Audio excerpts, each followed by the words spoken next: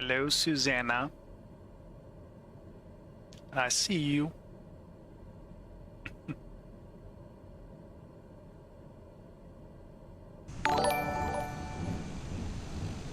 Thank you very much for the like.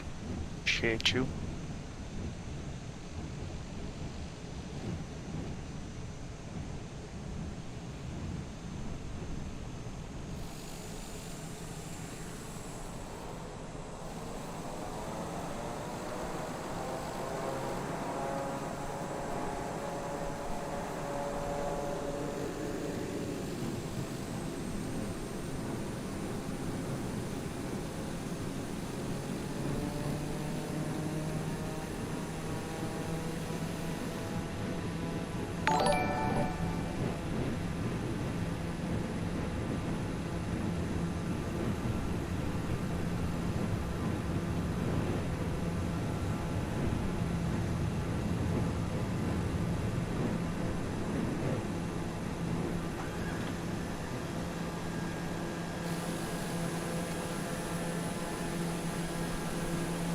Melissa, thank you so much for the like. Welcome to St. Croix. 217 contact San Juan Center on 128.65. for Stu 17.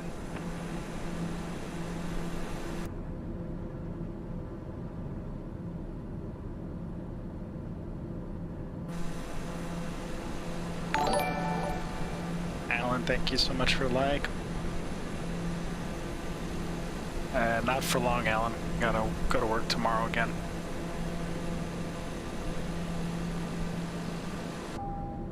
Let's see if we can get autopilot.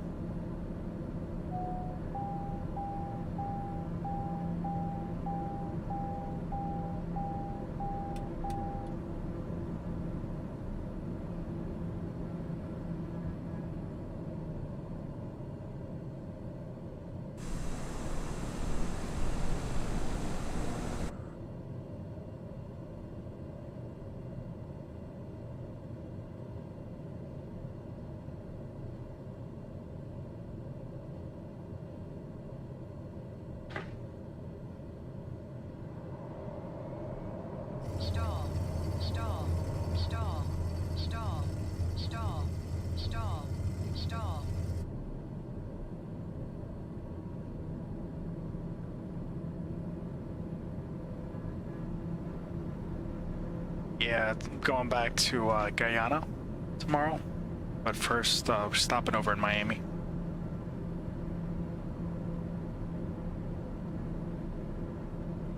Autopilot is on. Let me see what else we gotta do with this plane.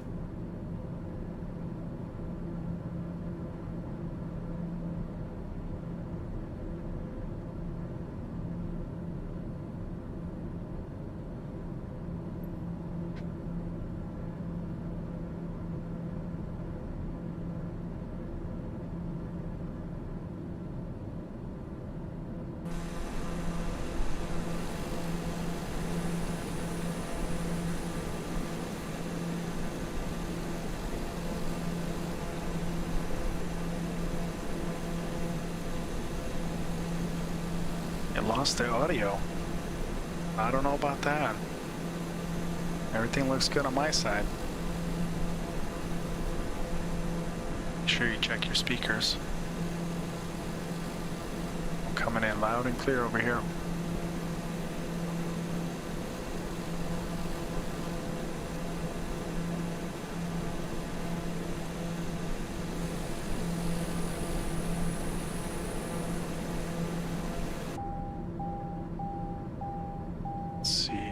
Back a little bit. I forgot something. Phillips. She's following the line. Let's see what else we got.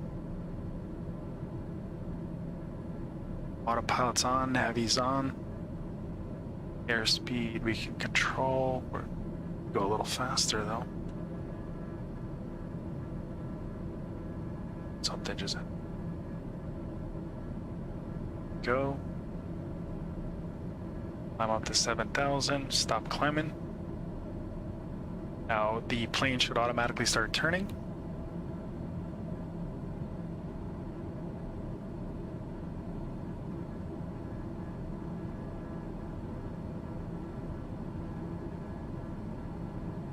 If anybody knows how to fly a TBM, let me know if there's anything else I'm missing here. She's turning. God, I love autopilot. It is done via mouse for right now, until I get my head tracker. So this is the St. Croix. Flew into here yesterday, or actually 2 days ago. I was here on the island.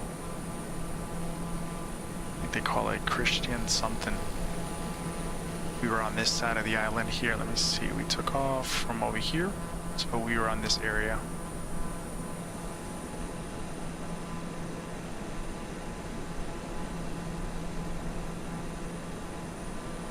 It's a beautiful island. Actually, the airport's here. Yeah, we were on this side. Somewhere in this bay. Around here somewhere. So believe it or not, they actually have 4G capabilities on the mobile devices, which is pretty cool. A little island like this has 5G. So in certain spots it was really strong near the airport. It's on this side here.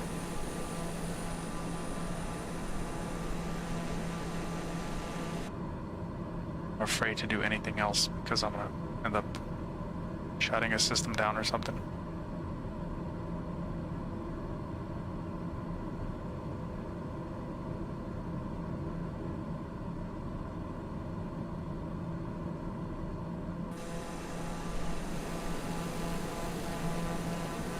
Let's see if we can find a way to increase our airspeed for a second. Let's see. Laps are up.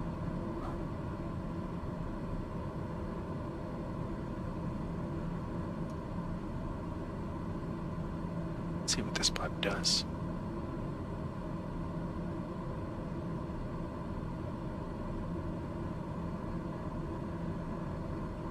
Go.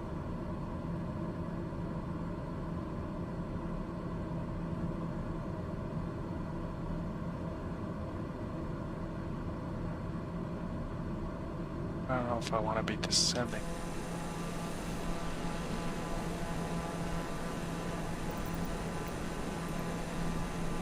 Our flight plan right here.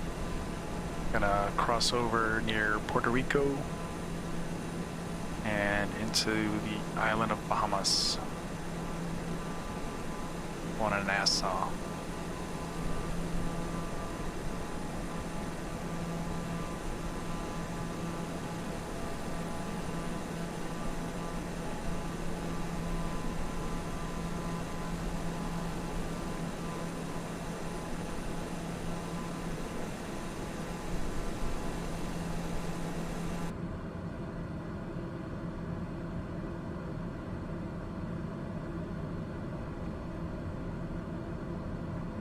Let's try to stay at 8,000 is cool.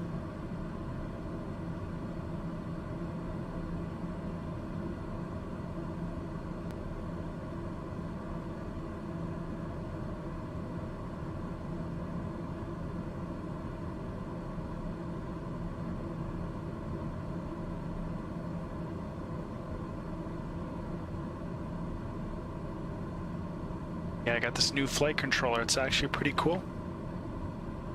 A little less hands off inside the flight deck here with the mouse. It's all hands on now.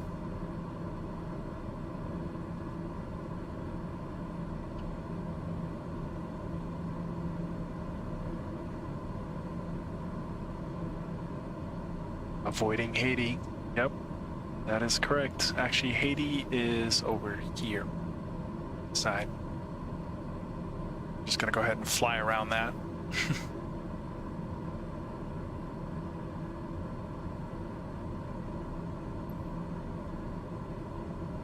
There's no controllers on tonight in this area.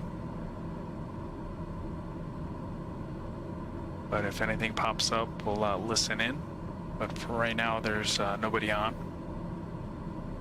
Once we get closer to Bahamas, we should have Miami Center on. It'll pop up, hopefully. Somebody's on tonight.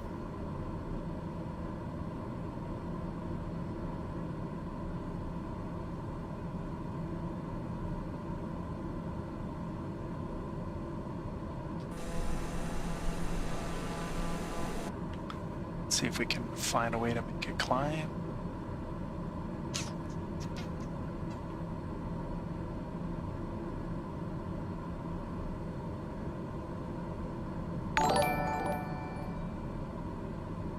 And thank you so much for the like, appreciate you.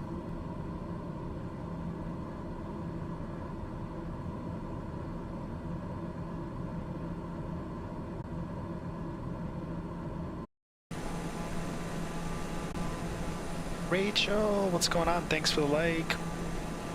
Rachel, you know what? Want to give me some pointers real quick?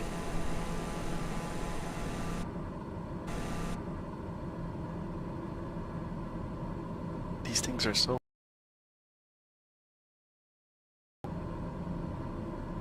I should just stick to planes that I know.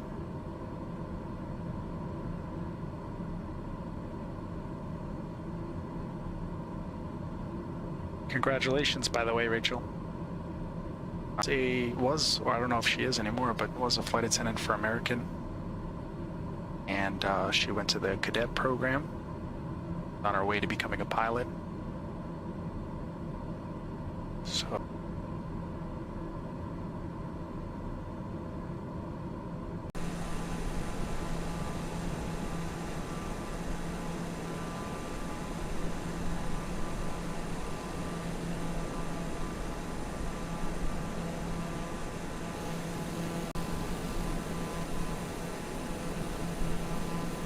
I don't know what's going on, if something's going on with Facebook Gaming or... First it was... Whoa, lightning. First it was showing up that I was on. So, Facebook Gaming always is a hot mess, let me tell you. Yeah, it's still showing on mine. Alright.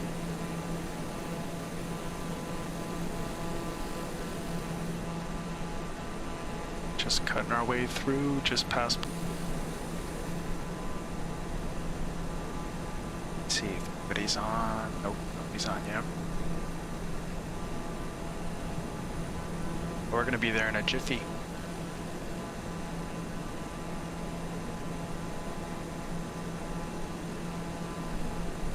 Let's make sure our systems are running still good. Yep, everything looks good. Props in the green, torques in the green, NG.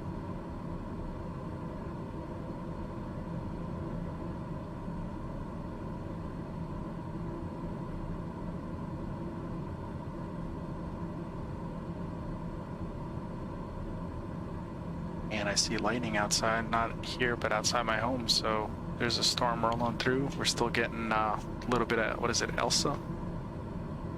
So the northeast is getting pounded.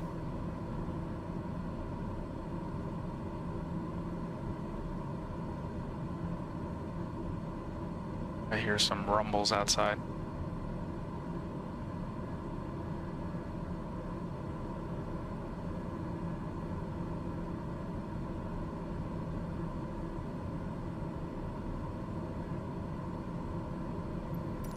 Let's get rid of it.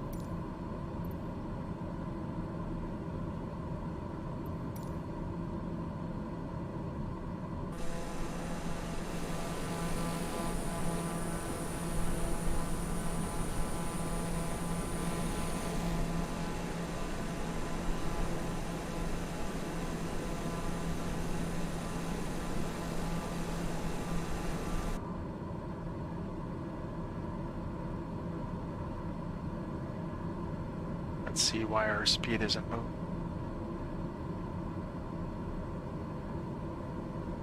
That's altitude.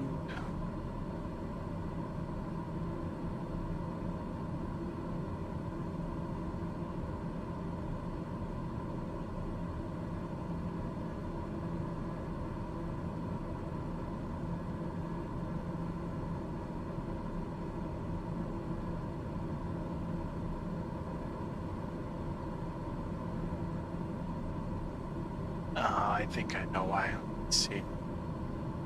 I could do this without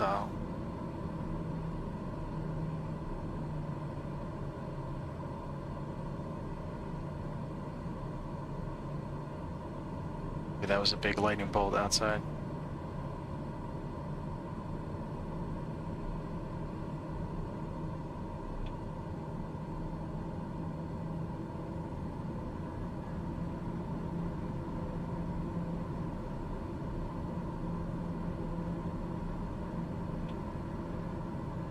Still not climbing. Ooh, what happened? Why did it go in reverse? Oh, nope, nope, nope, nope, nope, nope, nope. Landing gear. Landing gear. Landing gear. It's not good. Gear.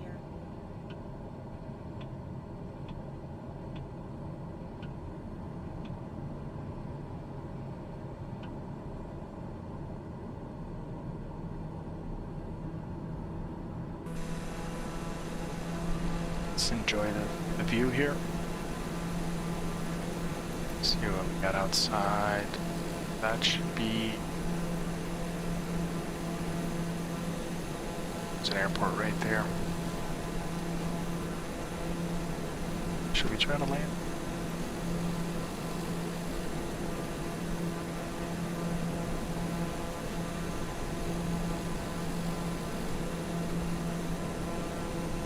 Let's go ahead and turn off our autopilot. See if we can make a pit stop here.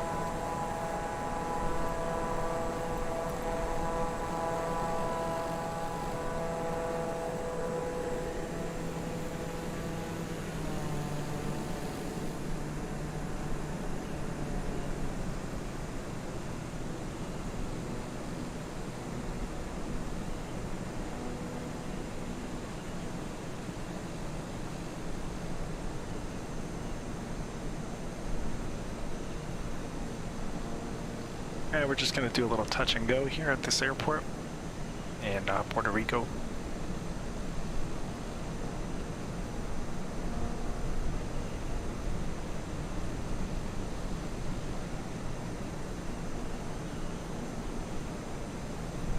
Landing gear. Landing gear. Coming down. Let's get our flaps retracted.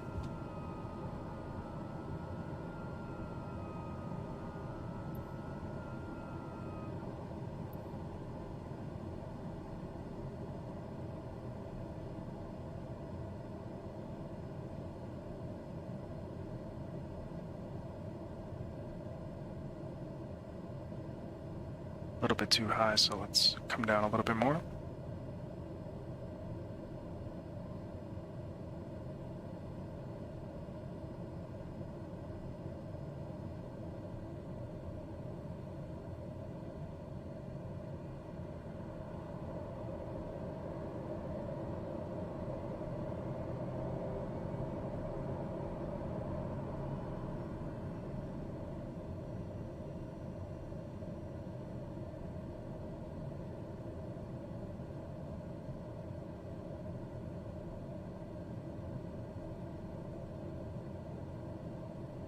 Sure, everything is set.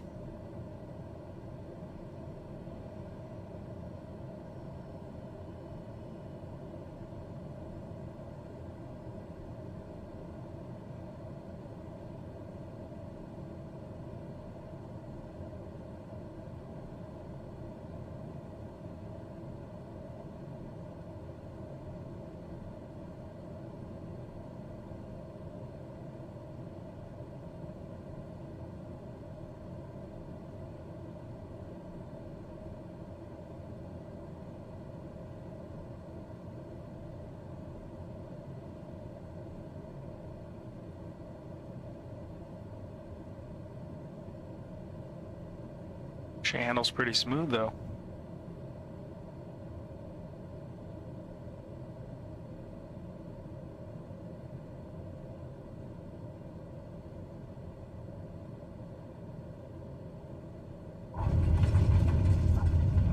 Whoa, hey.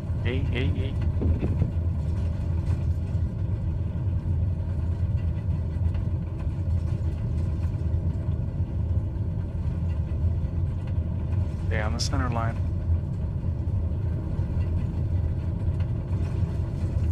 We could have enough speed to take off.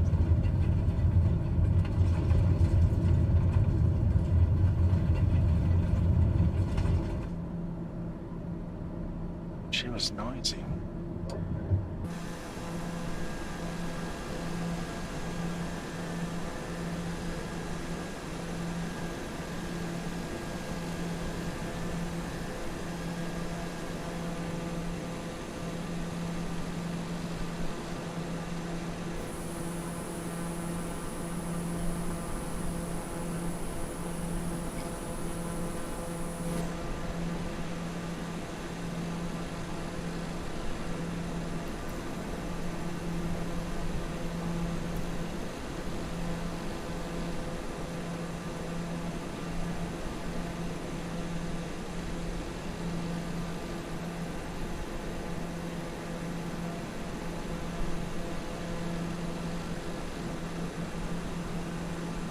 Got some through some of these clouds here.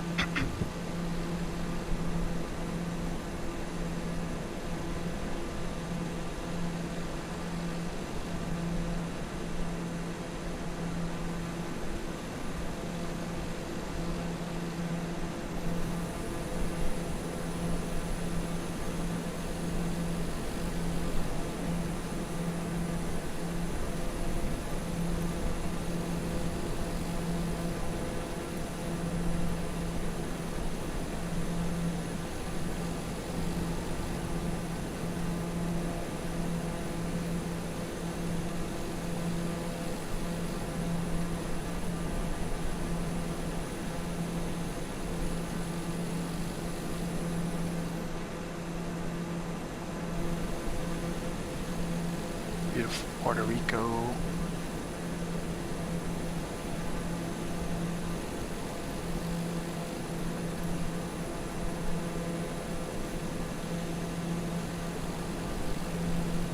St. Thomas over here somewhere.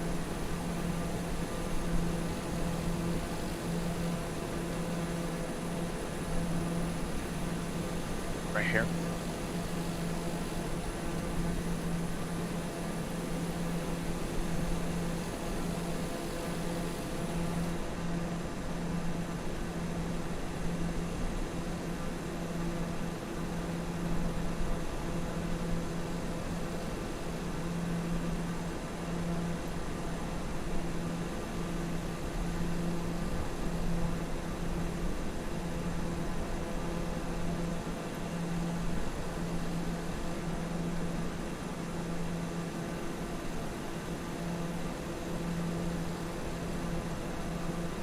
San Jose Airport.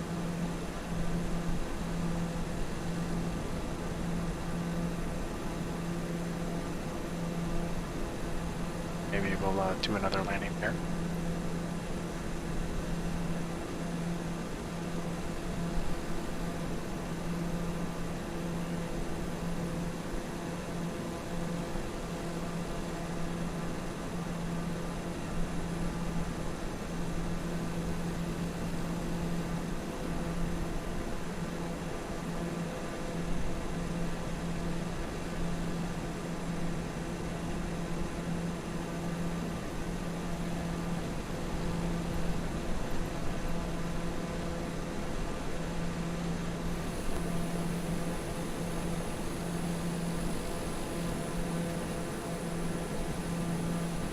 Airspace typically on a map, or restrictions, or what they call I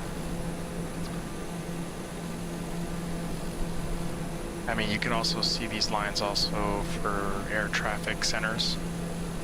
See how this one here with the latest update. See this whole thing. Let me see if I can blow this up.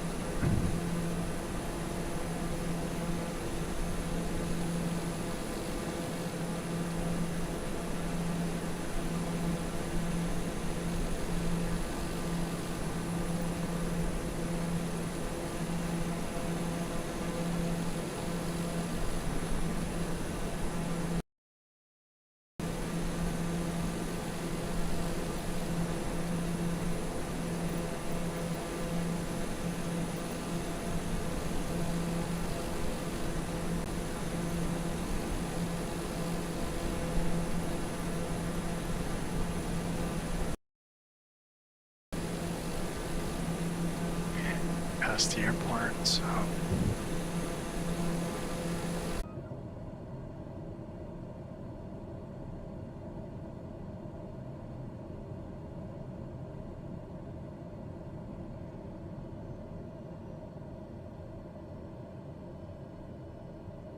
I don't even know what the landing speed is for a TBM. As long as it doesn't say stall.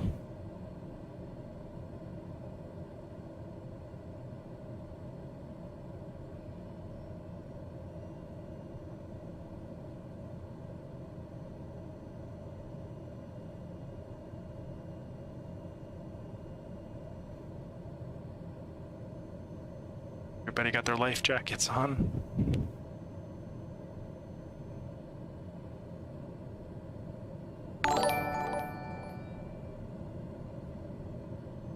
Our runway's made. See if we can put her down gently.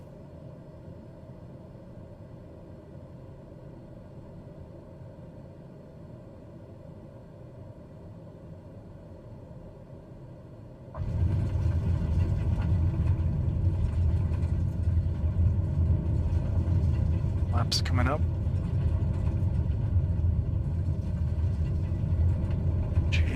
It's rudder. Stay on the center line.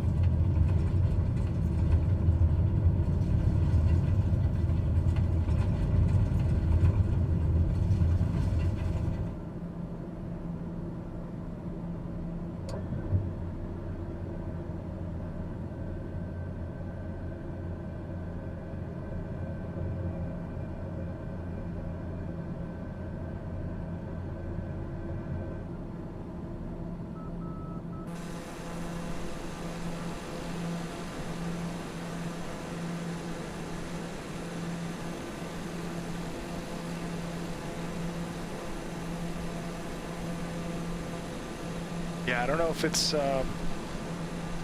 it's me, Alan, to be honest with you, because I'm looking at the stream from another device, and the stream looks pretty fine. I know before I had a blackout, but laps up.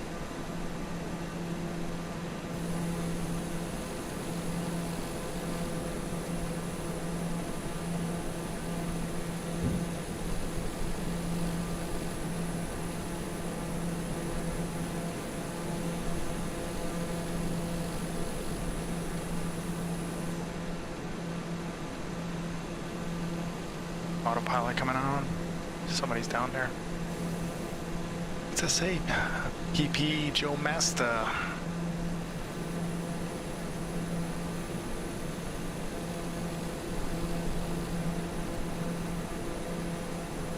Let's put on Navi mode.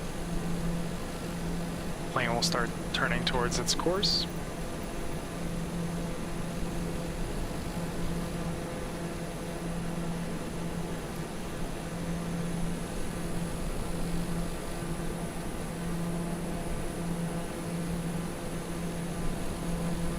Jubilo, thank you so much for the like. Missed you almost there, but thank you. Beautiful Puerto Rico.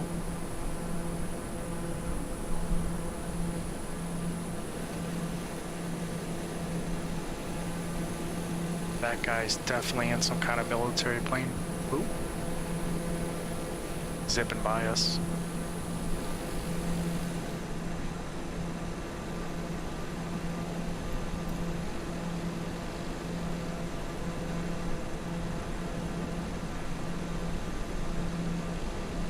Adrian, welcome to the stream.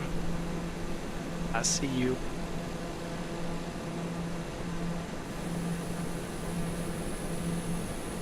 Don't forget to smash that like button.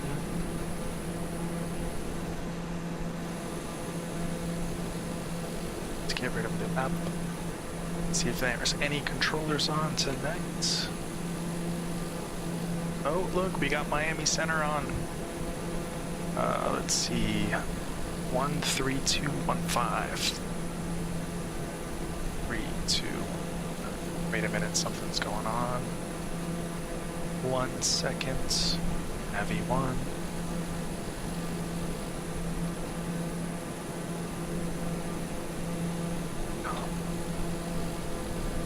That's COM 1. That's Navi 1. COM 2. Alright, 13215. 132.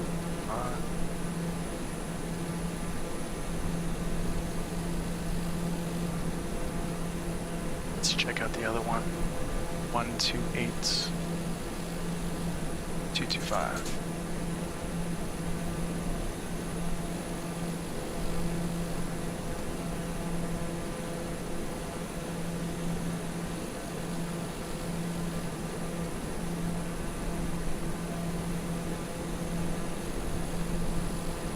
And let's set up the other one.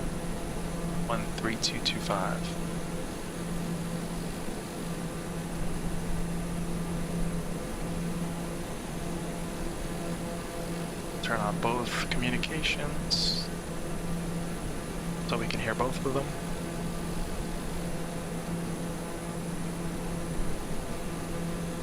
And 1282225 and 132150. Okay, so they're both on. So if anybody talks, we'll be able to hear them.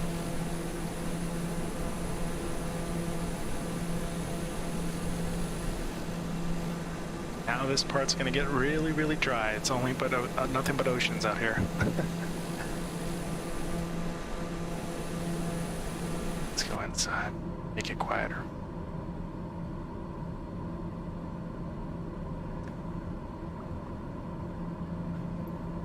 Hello, Geetha. I see you.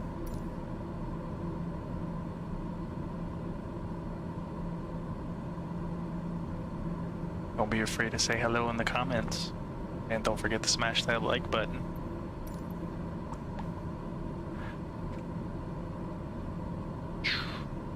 What just happened? Yeah, we're still climbing.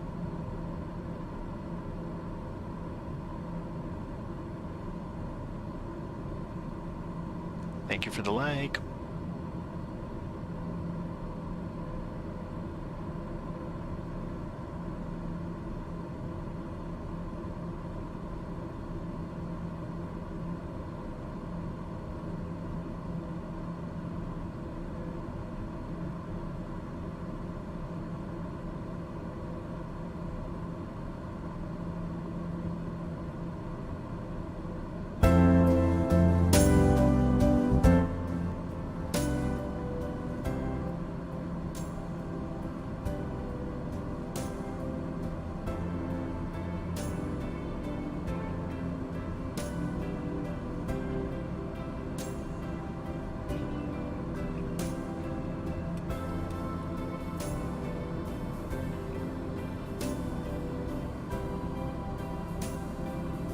Hope everybody's doing well tonight.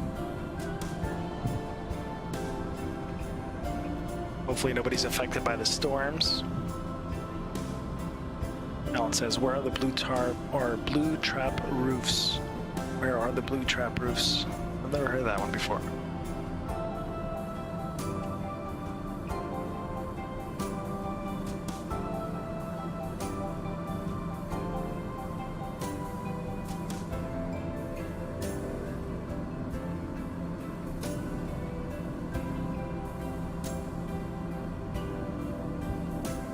Everyone is so quiet. They truly are. Everybody's scared of dropping comments. Oops, something just happened. Let's bring back the RPMs a little bit. Oh wait, it dropped. Hold on.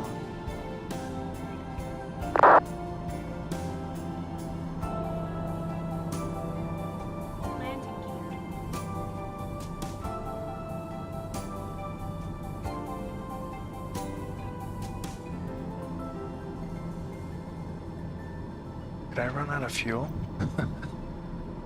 No, it's impossible. No, I still got 33%. We're still moving. There we go.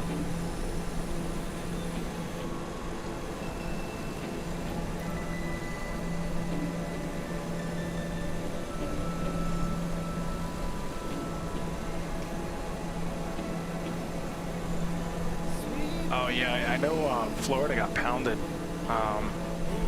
especially in Tampa. Tampa, Sarasota, Key West. Pretty much anything west of Miami got hit pretty hard.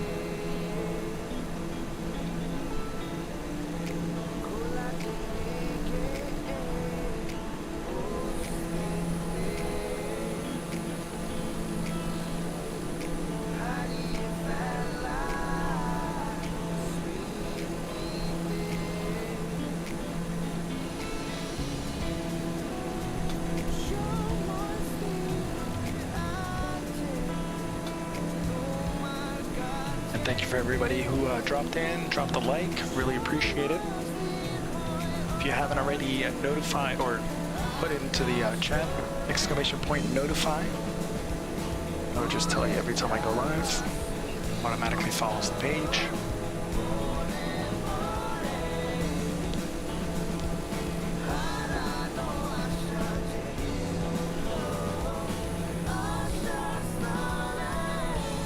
So I'm heading out tomorrow out of, let's see, where are we going? Out of LaGuardia? What happened to our instruments? Come on.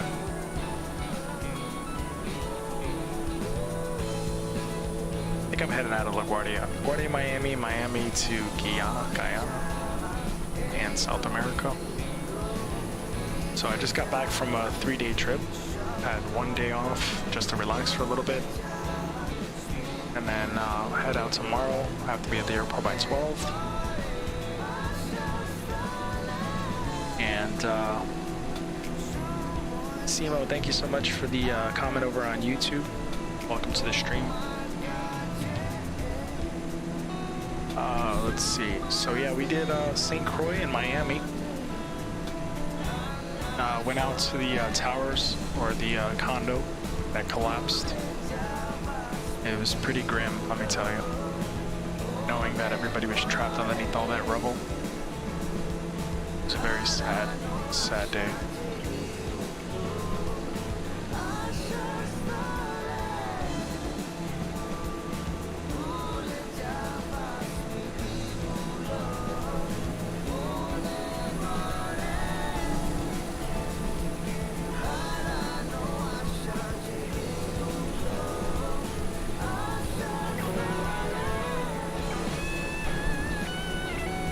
Place is 100 mil. Talking about a house? You got a $100 million house now? Morga Walla, thank you so much for the like. Did I say that right? Morga Walla. Gaming, thank you for the like. Welcome to the stream. Appreciate you stopping by.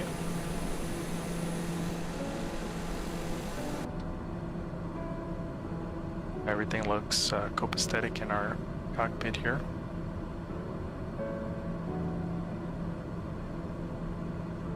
Oh, 100 miles north of Tampa and 60 miles from the Gulf. We had rain, but not much wind. Yeah, there's been storm cells like everywhere, all over the country. It's wreaking havoc on the airline. Especially the airline industry, everybody's feeling it. Massive delays everywhere, planes not getting where they need to be, and then you have pilot shortages and crew shortages and crew overworking themselves, so it's pretty crazy. And then you have unruly passengers on top of people that don't follow instructions ever. So, but I'll give a quick shout out to the people who do follow instructions and who are nice and considerate, especially during these times of travel. Is it Emory Ragan? Thank you for the follow. Appreciate you. Welcome to the stream. Hopefully I didn't mispronounce your name too bad.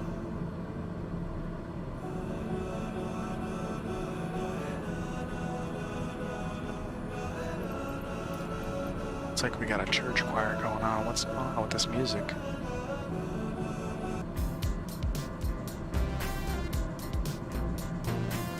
Oh, the beautiful sound collection from Facebook.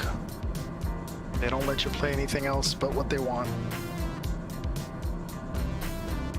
Management must like you considering how much you... Let me see what the rest of that comment says.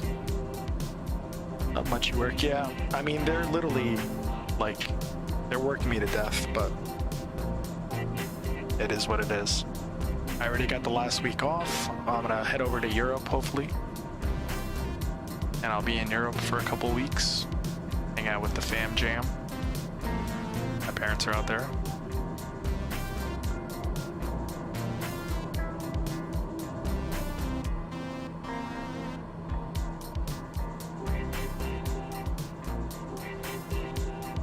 Something just happened to our propeller. 1 second.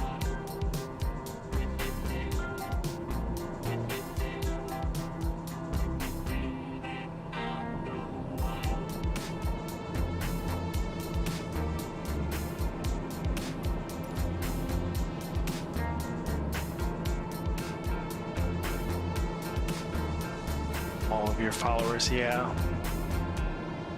Yeah, I don't think they know I do this.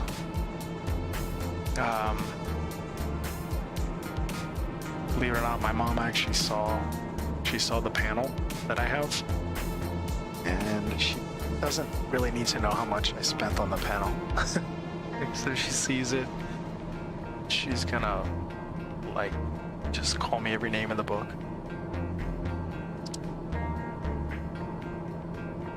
Why is my prop RPM so low? Oh, that's why. This. I gotta check these. Actually, you know what? Let me switch the controllers real quick.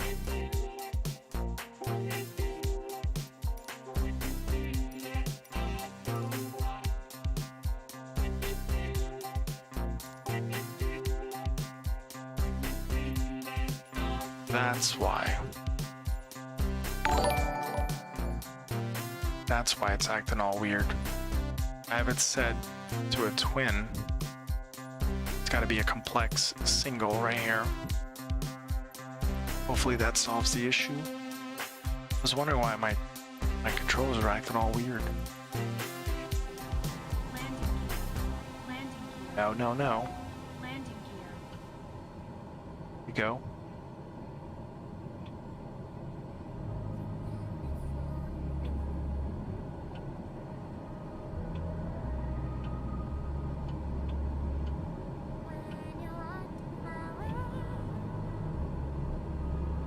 All right, there we go.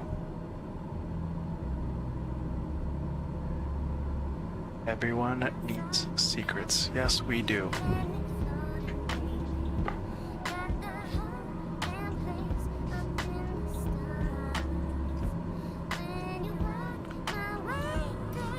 Guys, don't forget to smash that like button if you're popping in just for a few minutes. We're just crossed over Puerto Rico on our way to Nassau, Bahamas.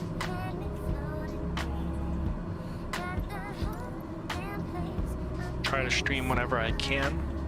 Unfortunately, work is so hectic right now, so might as well get an hour or two in, or I have to go out again.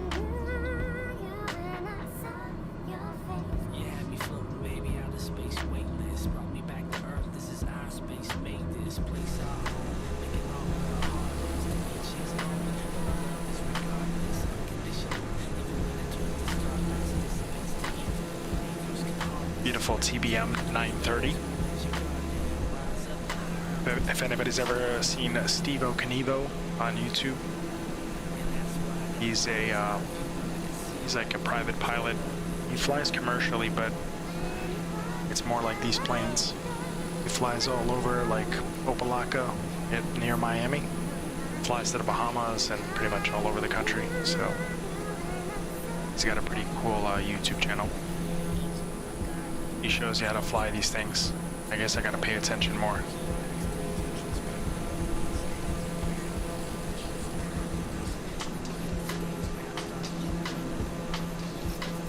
Almost forgot Joseph. Thank you so much for the like. Appreciate you.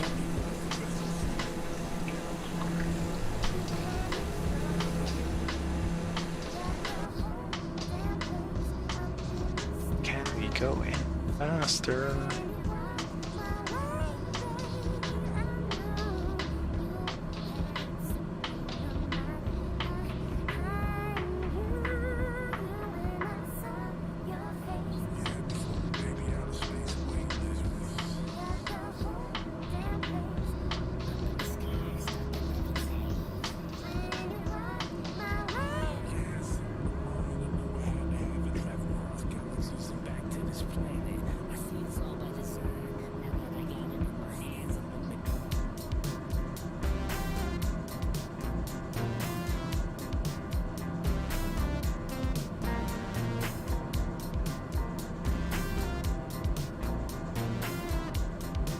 Hey, what's up, Carla?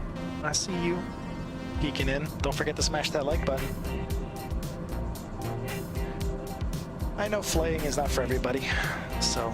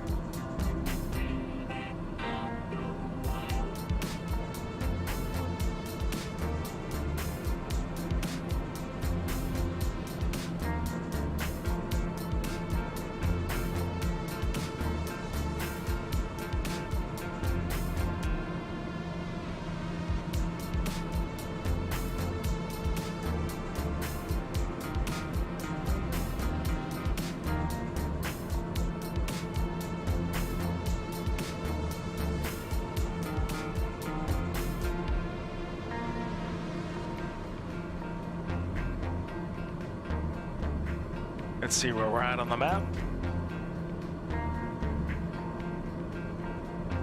Moving right along, 7,000 feet.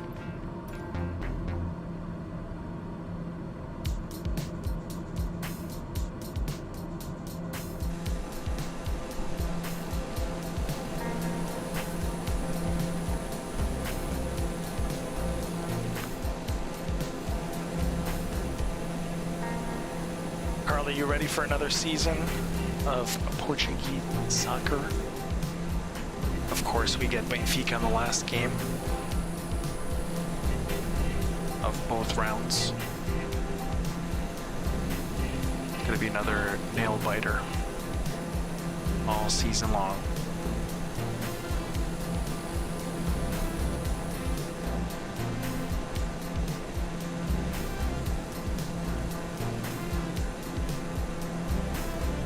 Look at all these pitot tubes.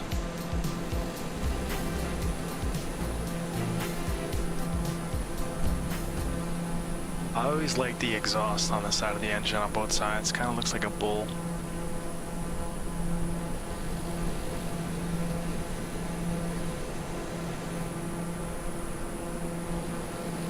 I think this thing's the radar system. This guy here, or weather, or ADSB, or whatever.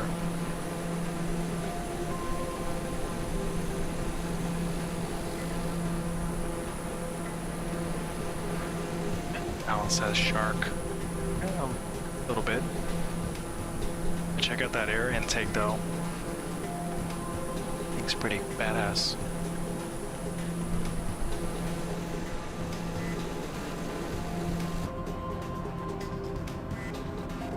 Hammerhead, yeah.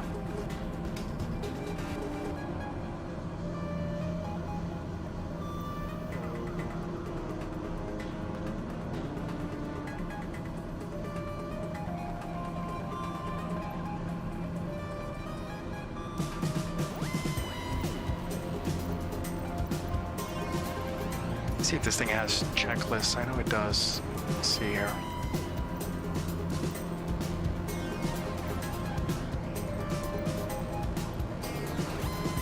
This one here. There it is. top RPM in the green. It's in the green. Check. Yeah, I know. Let's check. Brakes released. This is takeoff. Rotation speed, pitch up 10 degrees. Oh yeah, this is after takeoff. Gear up, check. Flaps up, check. Torque max 100%. Torque is at 95, check. De-icing system as required. Yeah, I don't even know where to look. Oh wait, yeah, it's checked. It's over here, corner. All on. Check.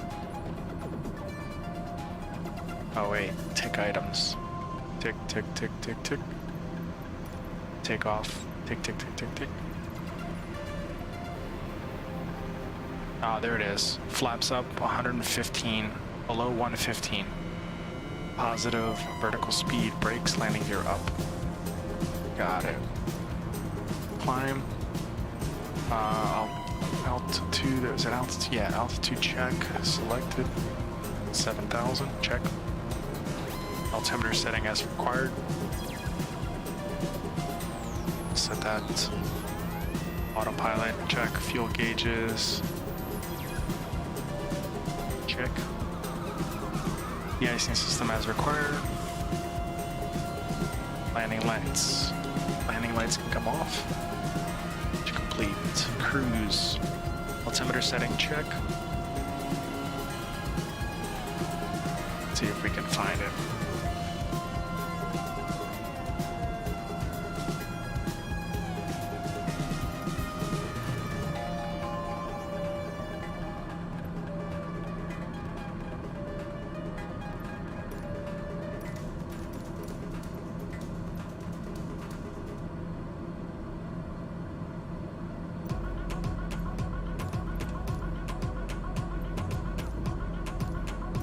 How come this one doesn't light up blue? Whatever. Fuel gauges check.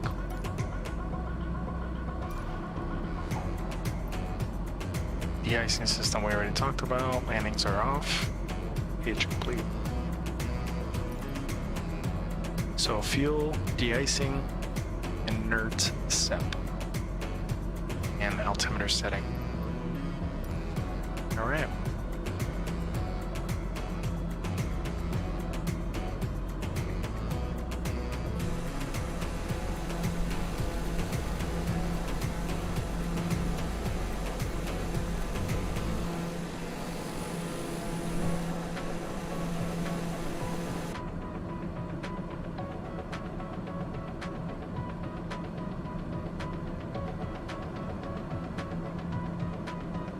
If I can open the door. No.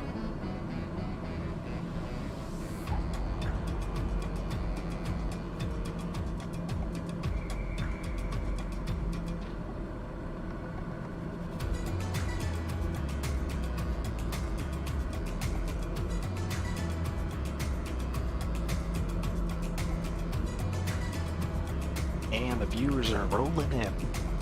What's up, wonderful people? Welcome to the stream. Don't forget to smash that like button. Give me a thumbs up. Give me an angry face. Give me a laugh. A ha ha. Whatever reaction you want. Anybody knows how to fly the TBM? What do we got up here? Strobes.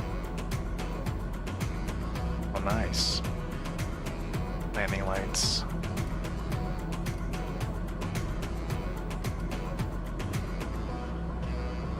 I wonder what the pulse does. Let me see.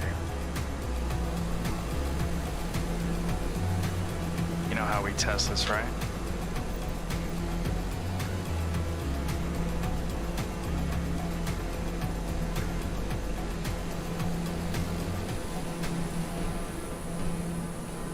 I don't see anything.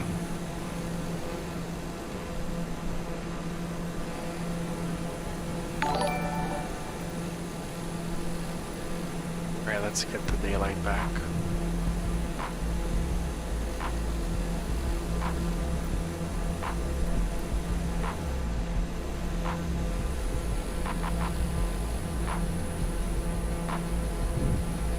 V-Raj, thank you so much for the like. Appreciate it. Welcome to the stream.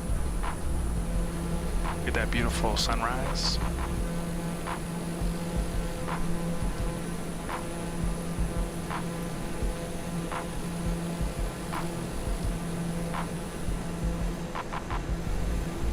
Let's go back inside of them. Let's turn up the panels.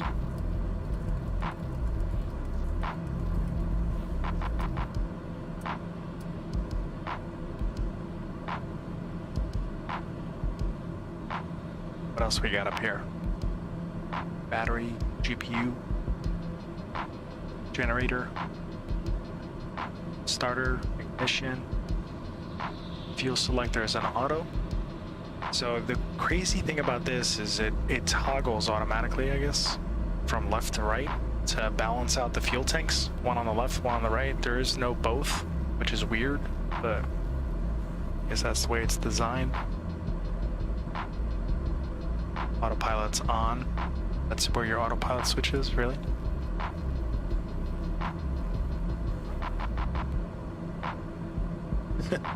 Alan's like, say something, people.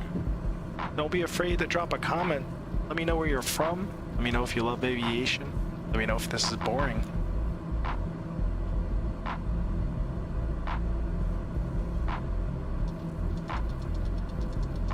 Even got fans up in here. Display back up.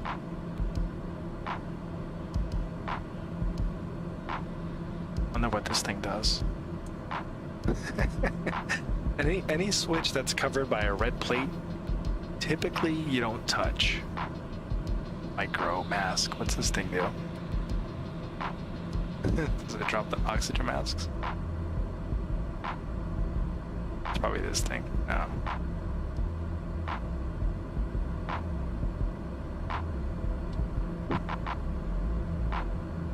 Pressurization. This thing can climb even higher. Yeah, I don't think we should do that.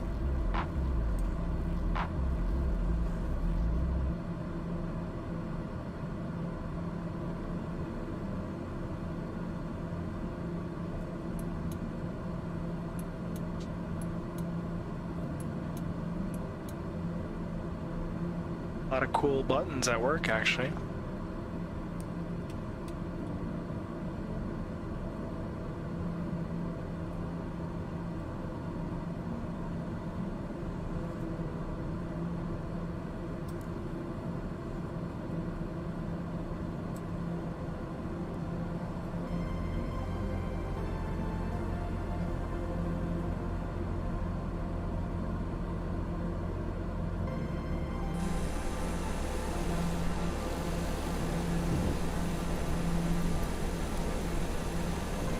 Alan, how's your internet going? Is it working?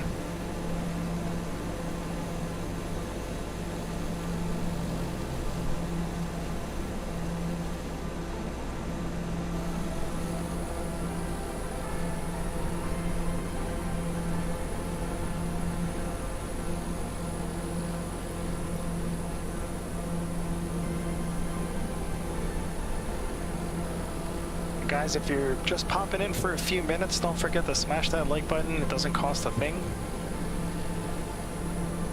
Give me some type of reaction. If you like Microsoft Flight Sim, it should be coming out on Xbox soon, a couple days from now. I believe it's like next week. So it should be fun for anybody that doesn't own a PC. These guys can get in on the game.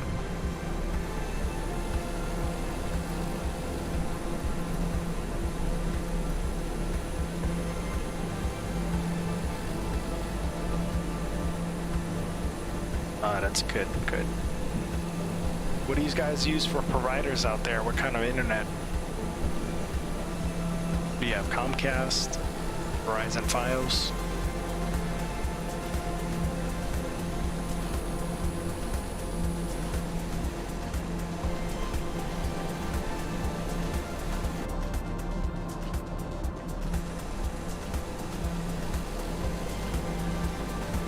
Verizon, cool.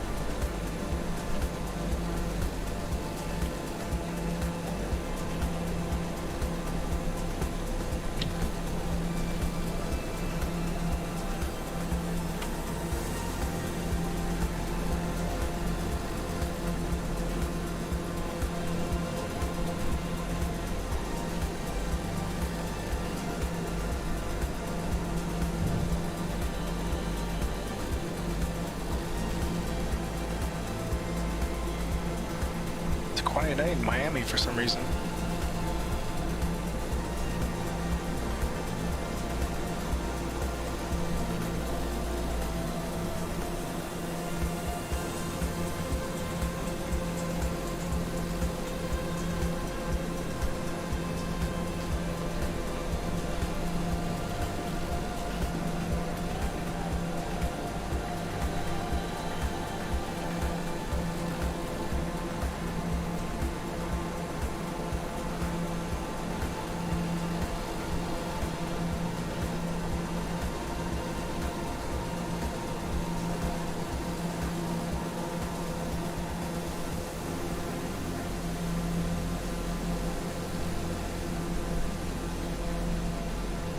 Where's my co-pilot at?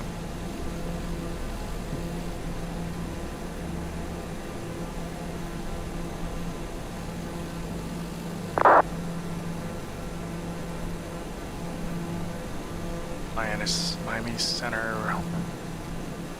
Hitoga.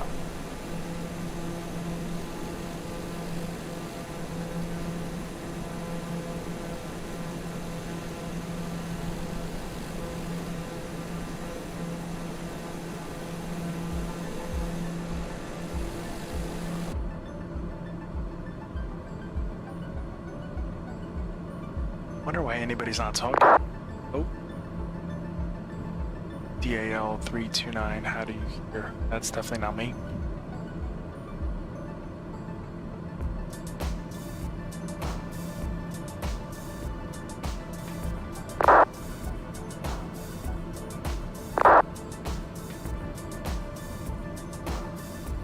Interesting.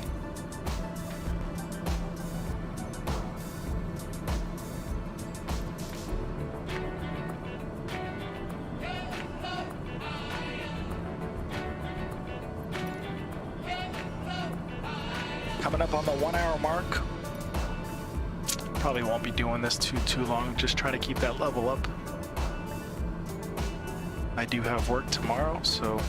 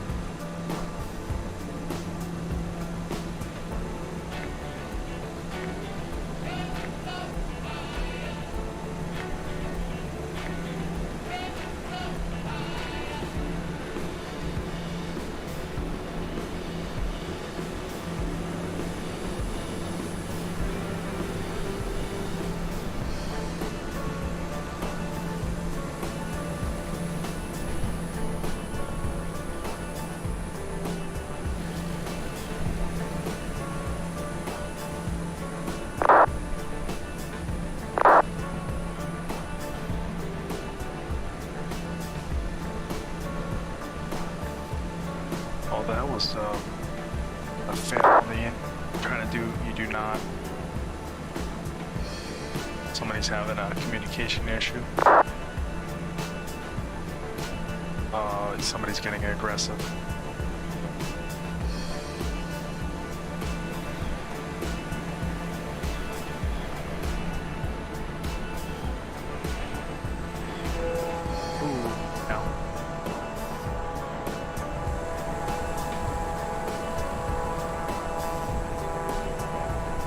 CBMs could fly upside down.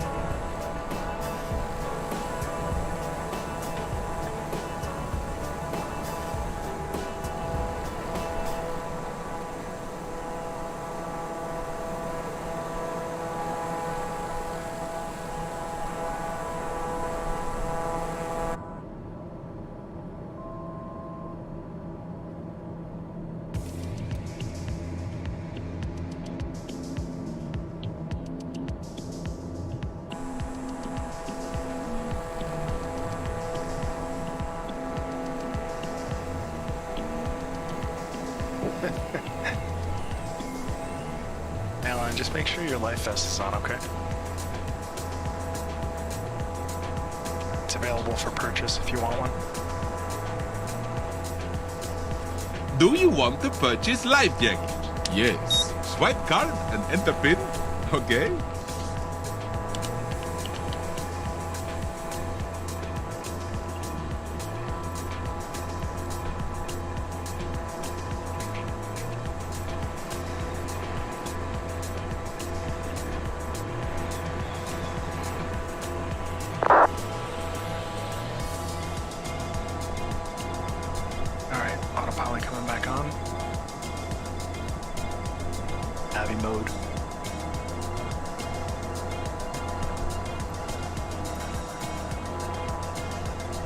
Seatbelt is now tight. Alyssa, what's going on? Pikachu! Good to see you're still alive.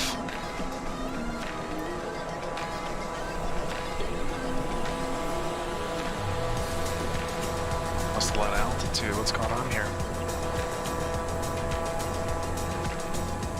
Are we still inverted? Whoa, what the hell? Oh.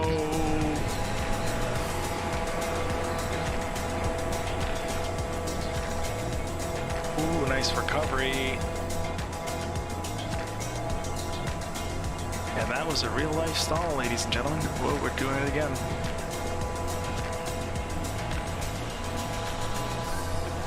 Oof. That scared the hell out of me.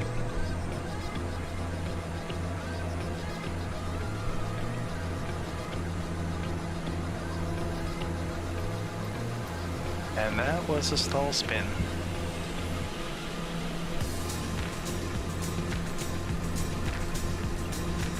Yes, it is, Al. Yes, it is. If I was any lower, that would have been it. We would have been in the water. And I wasn't even trying to do that on purpose. I accidentally did that.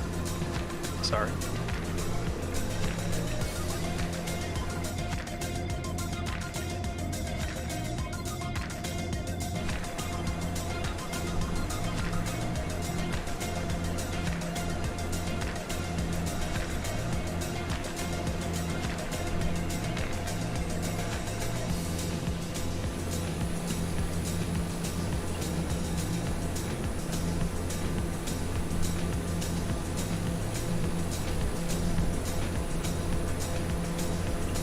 Waving hi to everybody. What's going on?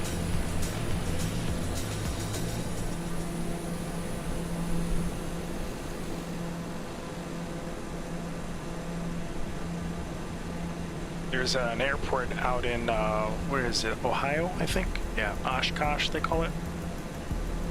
So they get so many planes in for like these air shows that they have. Literally, it's called Oshkosh. And the tower's watching them, and there's so many planes that they can't communicate all at once, obviously, over the frequency. So what they'll do is they'll set up like these landmarks or checkpoints. They tell you to head towards a certain checkpoint, and then once they call you, they tell you, okay, November 1493 Echo, just go ahead and proceed to wherever, and then just give me a wing wave or a flap your wings or whatever they call it. So the pilot has to go like this, and the tower will see them through the binoculars, and they'll say, okay, got it. Because there's so many planes, they would congest the radio all at once. So they try to stay off the frequency. You call in once and you tell them that you're heading in, and then after that, it's crazy how they do it. Where's the TP? Are we talking about the flight number? Wisconsin is that location. I don't know if it's Wisconsin. Is it Wisconsin? I thought it was Ohio.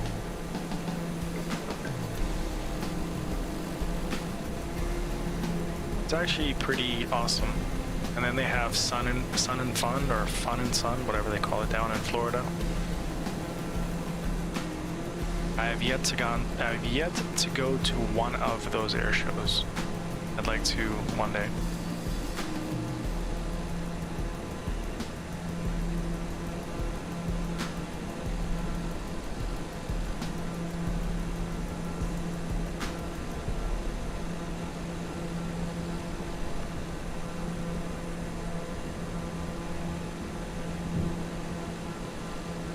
Oh, toilet paper.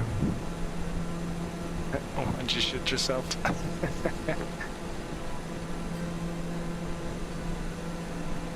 Ah, this is fun. This is fun. Oshkosh Air Show, yep.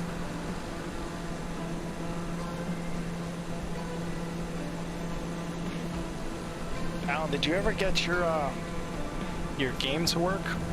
Or did you ever find out or get an answer?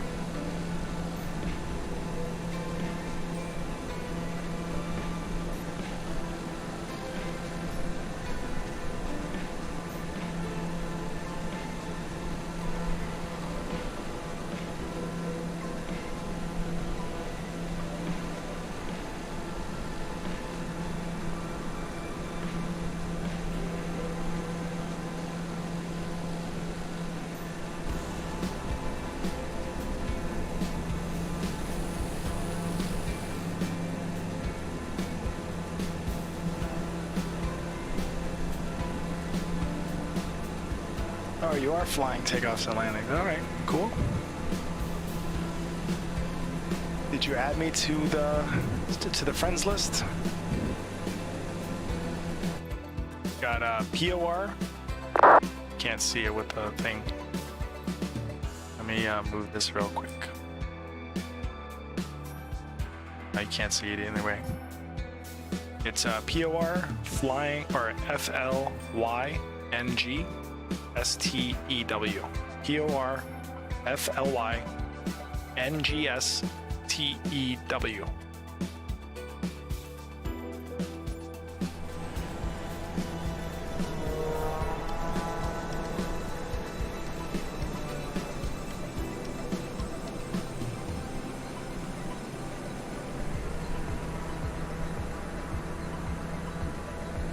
Still have not solved the Xbox thing. I mean, you can still have friends though, so.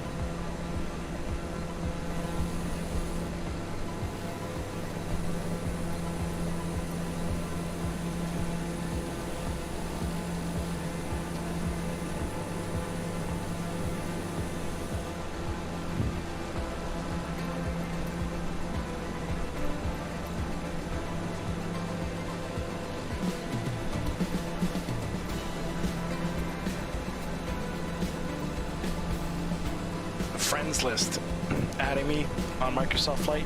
That's the game you have, right?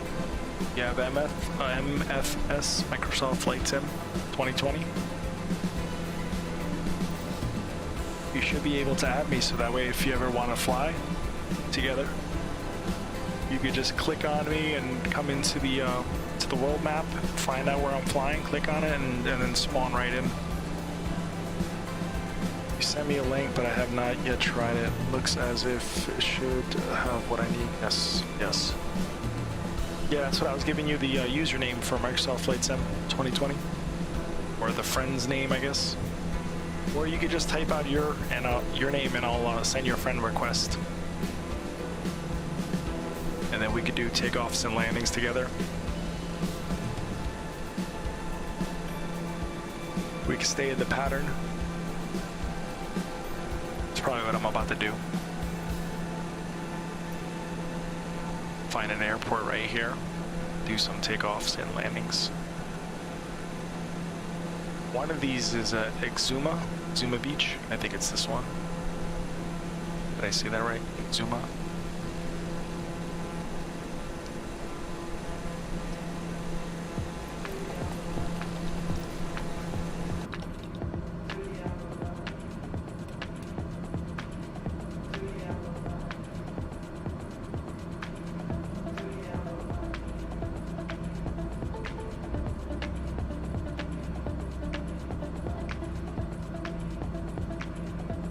Oh, cool. Here we go. So VR is 90. VX is 100, VY is 110, and VApp is 85. That is cool. So this should be, I've never seen app VApp, so I'm assuming that's approach speed. You could be at 85. VY is 110, VX is 100. So pretty much your standard climb would be VY at 110.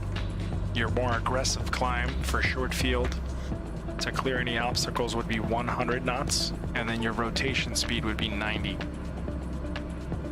That's pretty cool. I'm over here trying to figure out what the speeds are. That's what they are. So 90, 100, 110, 85.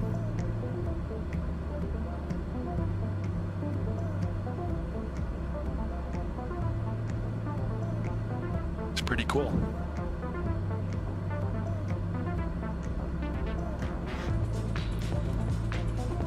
Oh, nice. Let's see if my transponder outside the cockpit is working. Sweet. It's working. 1200 is VFR flying. 1200. It's not working. Clear. 1200. Sweet. There's our frequencies. COM1, COM2. We can also switch this to navigation. Transponder's ident, so it's working. Now it's working.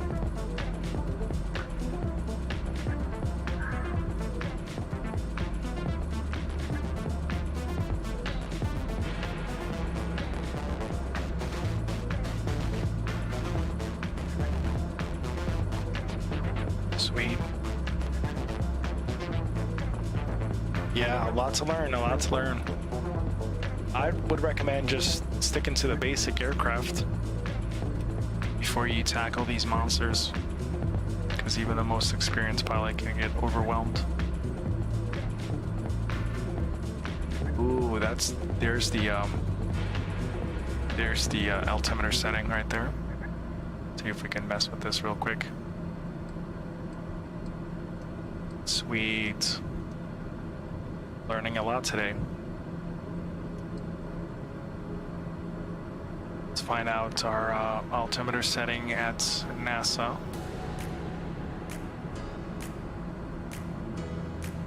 Should be in our flight briefing.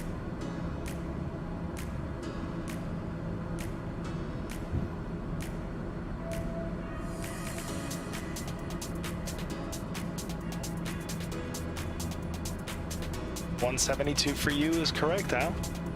172 is probably one of the best planes to train in my opinion.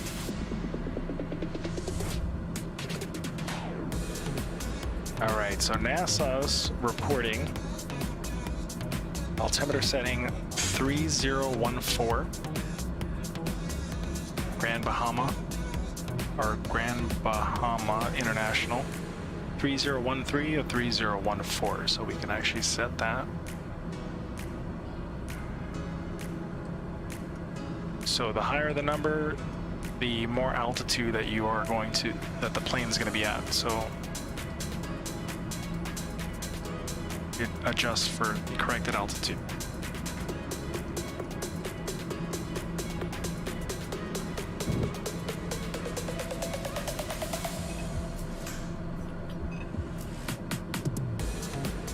Sweet.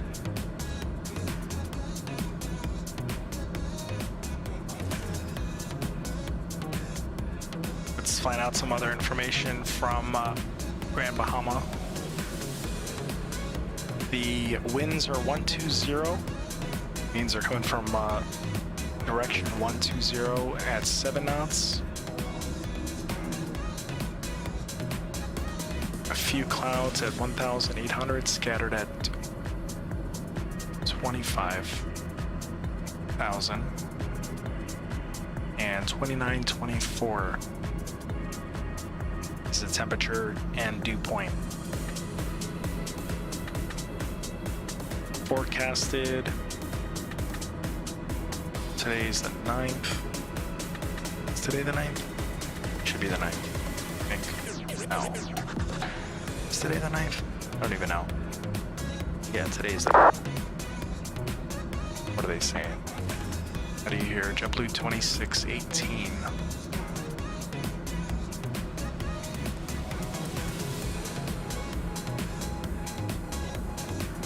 Alright, so I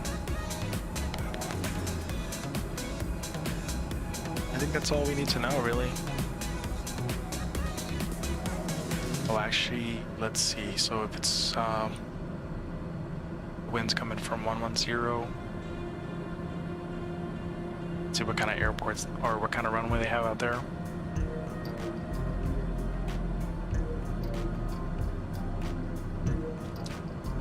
So Grand Bahama, they have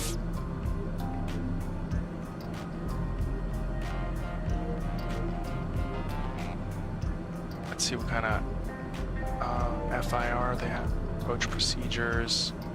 VOR frequency is 113.2.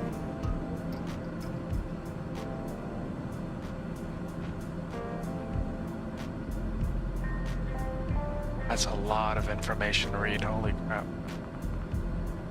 It's not currently on your screen, it's in my flight or my sim brief, so.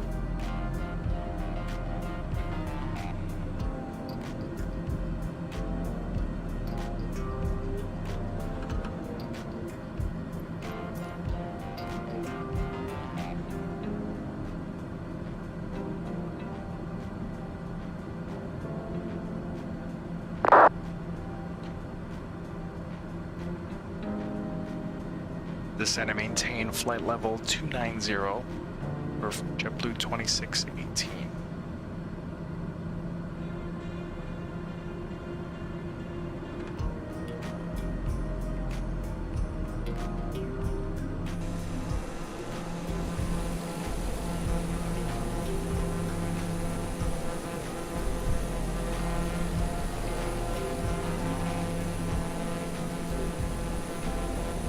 She's still very quiet though, let me tell you.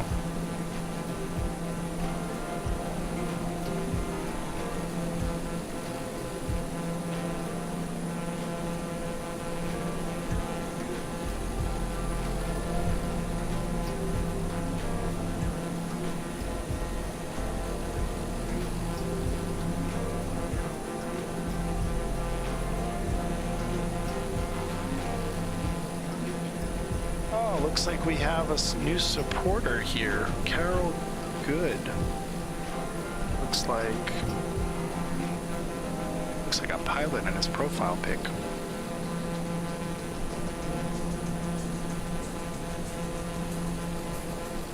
Now we can go ahead and accept him. Now if he starts spamming everybody, I hope not. Sweet. Got another supporter. So the stream currently reached 1,909 people. That's pretty awesome. Thank you so much for tuning in, everybody. Past, present, and future. Alan, you got a little badge there, buddy. Milestone follower. It's always good to see. Can't believe it reached 1,900 people already for only an hour and 19 minutes.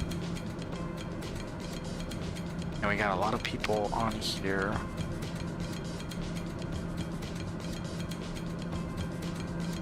Some new people popped in. Go ahead and send them requests to follow the Flying Stew.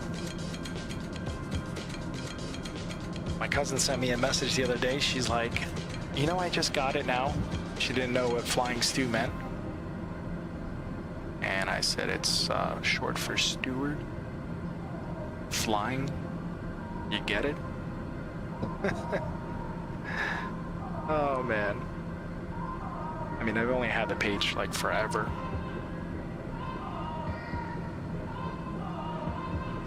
I think the next investment's gonna be the head tracker so I can move without using the mouse. Stop making people dizzy.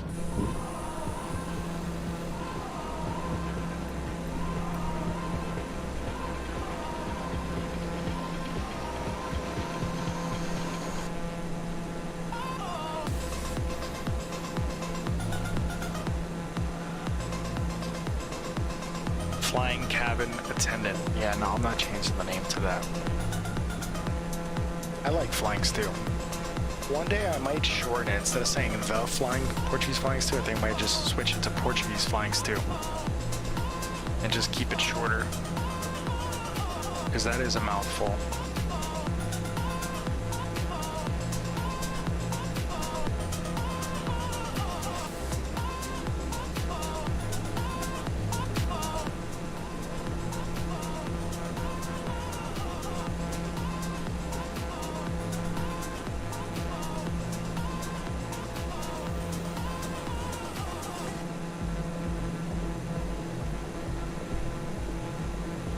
Oh man, what a day.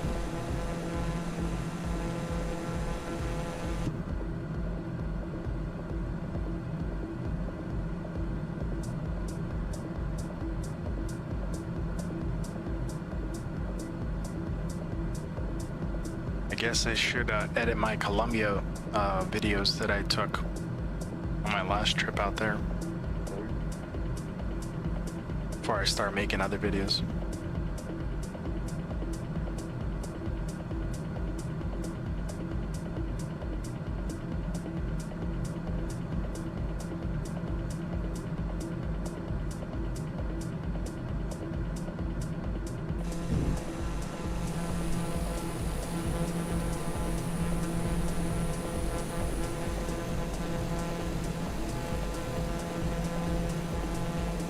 It's like a mosquito flying through the air.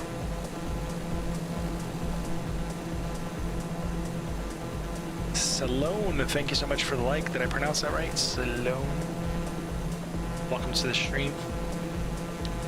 What do you use for editing? Well, since the new computer, since I got it, there's like a video editing thing, but it doesn't really do much. So I don't know if I'm gonna go and use the GoPro software that I have on my phone. The videos are on my phone, but I already submitted it to my Dropbox. So I kind of want to do like a full video, but also 11 minutes. I don't know if anybody's gonna watch for 11 minutes, so I kind of have to trim it down to like 5. But I did a short clip. I think it was 1 minute long. But I definitely should do it.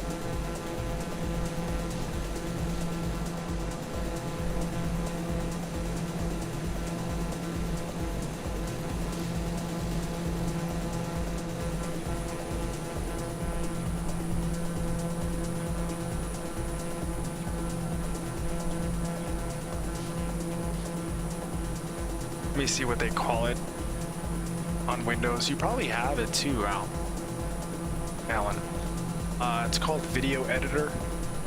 If you have a Windows-based computer, you should have it. Windows 10 or higher, I guess. Or actually, I think they're coming out with 11, but I think it's in beta format, I guess, right now. I don't know if it came out with 11, but Windows 10, 64-bit. It's called Video Editor. You type it in the search field, you should see if you have it. It's pretty basic. It's pretty easy to use.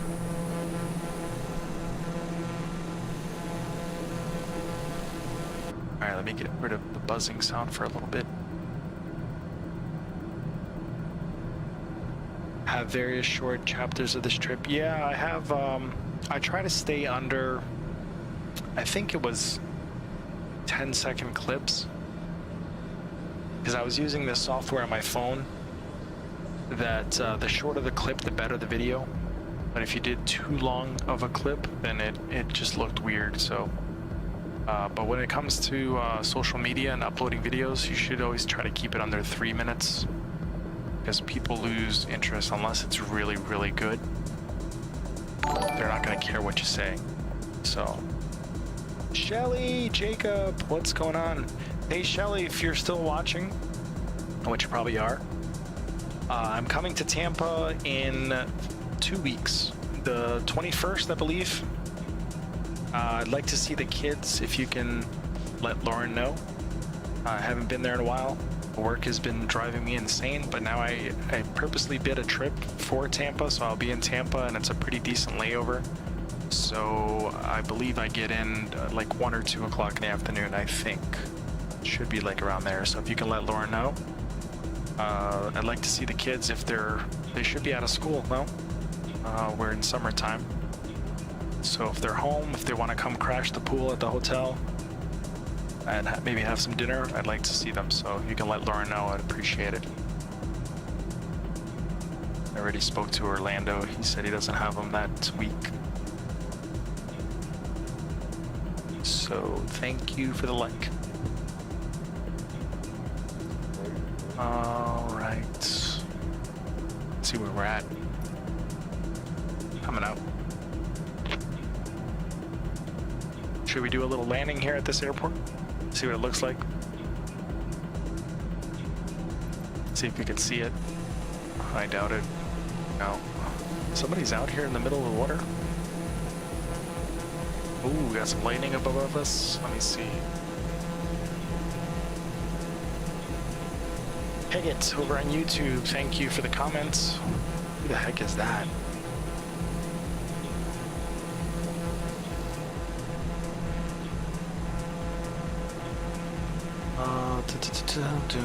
Alan says it is there, but I'm using Apple because I have used it for a few years.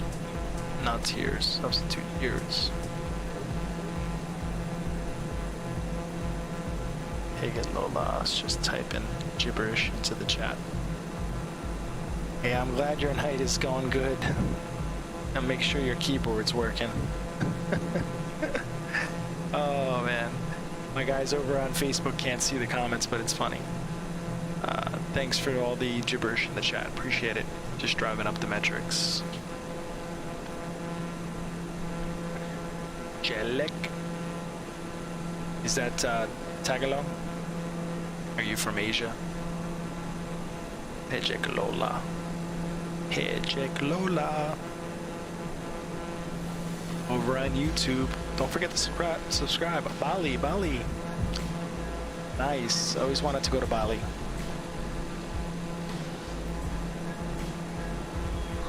Sweet. What's a good tourist destination in Bali?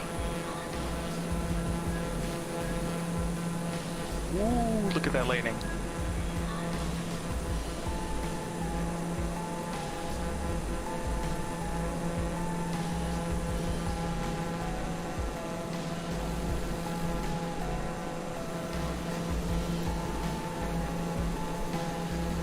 Coming up on our airport here, MBGT.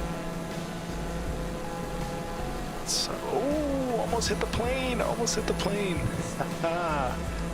Lightning. I gotta get a clip of this. Hey Alan, exclamation point clip. Let's promote the page, Alan. Alan's my loyal viewer, stays with me for hours.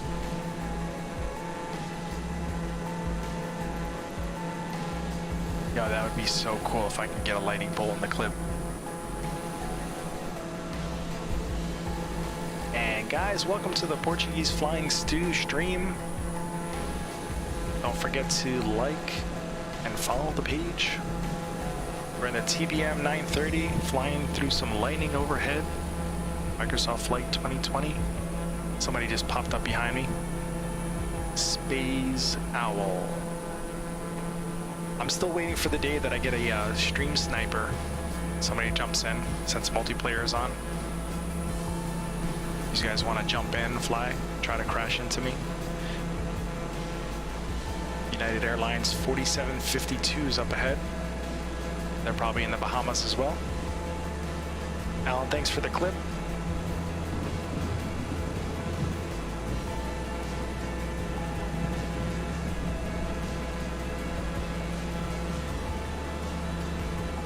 Shelly sent me a message. Oh, let me see here. I won't repeat it, so I don't want to embarrass her. 21st. Let me just double check before I give out the wrong dates.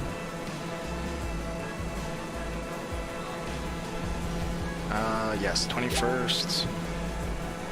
21st. Get in at 2:30. Yes. 21st.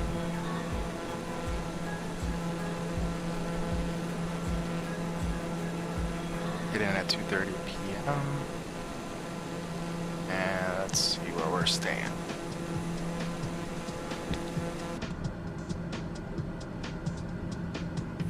Still looking good on the instruments. M.2 instruments.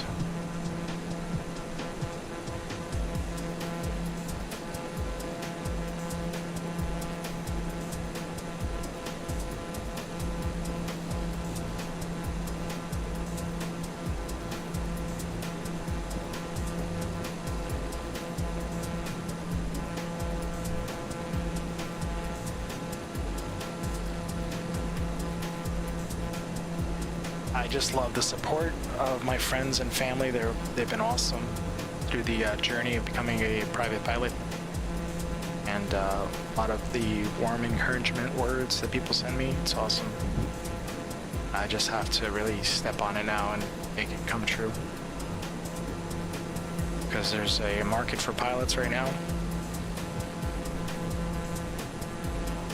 and congratulations to all my flight attendant colleagues, brothers and sisters out there that are achieving their dreams. So Reeb is one of them. He just got hired by PSA Airlines. He was a flight attendant as well.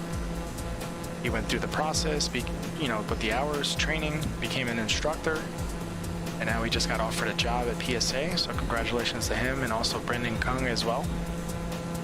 Brendan is should be close to like 1,100 hours now. He just climbed over 1,000 hours. He was accepted into the cadet program at another airline, so he had to resign from this current role to join the cadet program, which is pretty cool. And then Valentina Charity, I flew with her.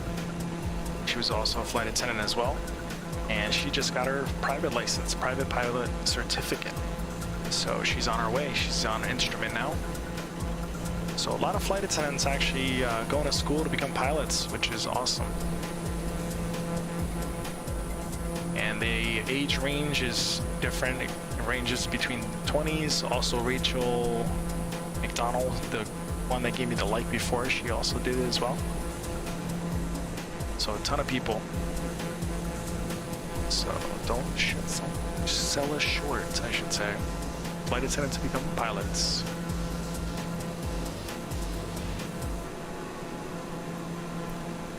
Oh, man, where's the airport? Is it coming out? Or is that a checkpoint? Oh, it's an airport.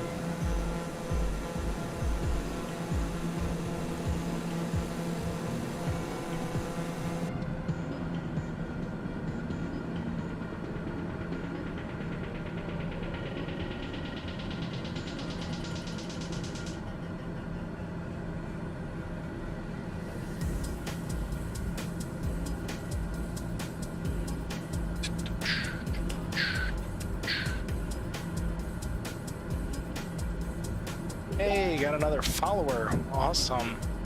Emery Reagan, thank you so much for the follow.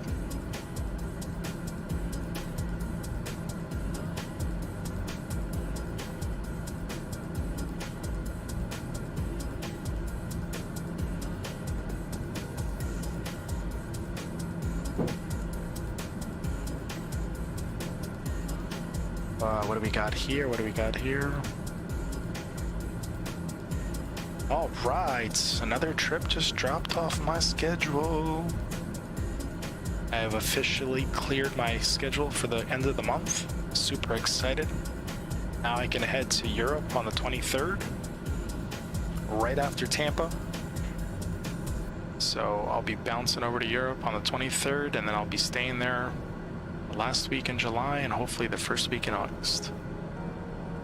It's going to be one hell of a summer. Can't wait. Unfortunately, I can't stream when I'm over there, but I'll be sure to make some cool videos for you guys, along with some nice photos. Got plenty of space on my phone, along with 2 terabytes of cloud storage. So if you think I'm joking around, I got 26,000 photos right now in my phone, along with 3,238 videos. So I'm definitely not screwing around with that.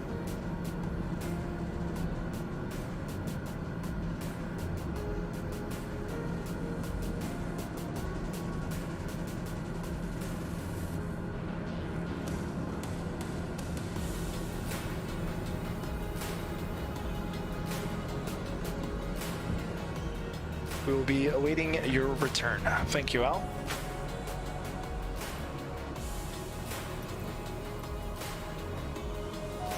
I should probably make it to the 2-hour mark, no problem. Let's see, what do we got? It's almost 11 o'clock. We got like 24 minutes to go. So I see the island up ahead. And for some reason, oh no, did I run out of fuel? Oh boy, hold on a second.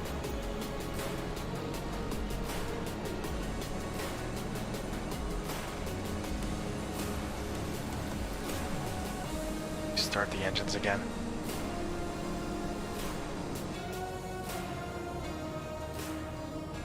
Ignition.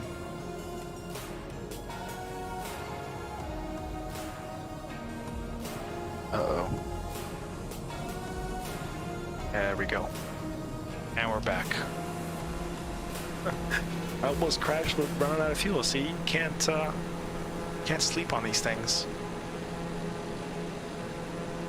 I was wondering why I was going so slow.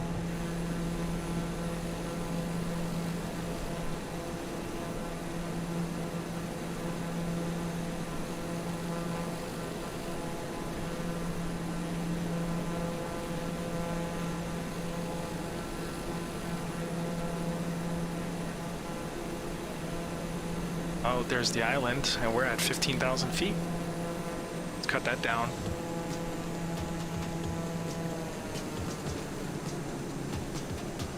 Start our descent. Approach checklist, altimeter is set. Fuel gauges we checked. De-icing as required. Landing lights below 10,000, we'll just turn those on now.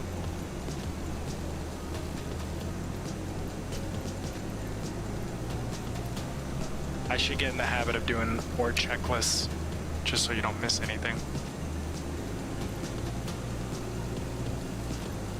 We're pretty much on idle. The airport is off our, actually technically straight, right in this area here. I see the runway right there. So we'll turn to the right a little bit. So I ran out of fuel, Al, so I had to reload fuel in the air. That's what this guy thinks, that's what this thing's for, fuel. So I move this slider over. Never want to run out of fuel. We're dropping at 4,300 feet per minute.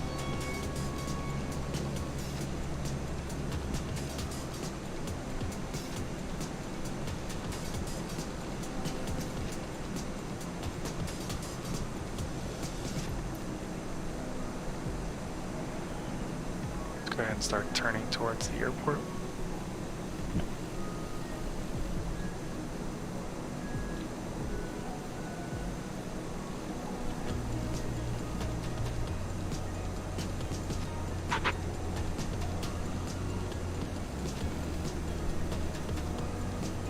There's our runway.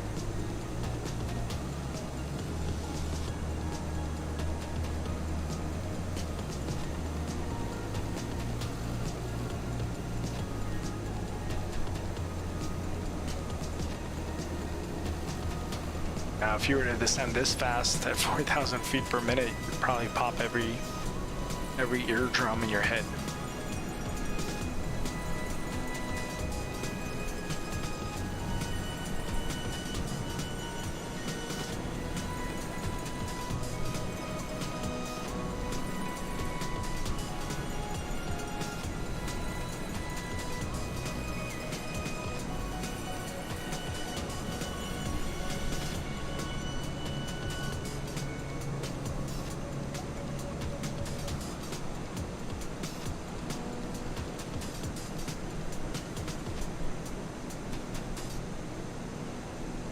It's a nice little island out here.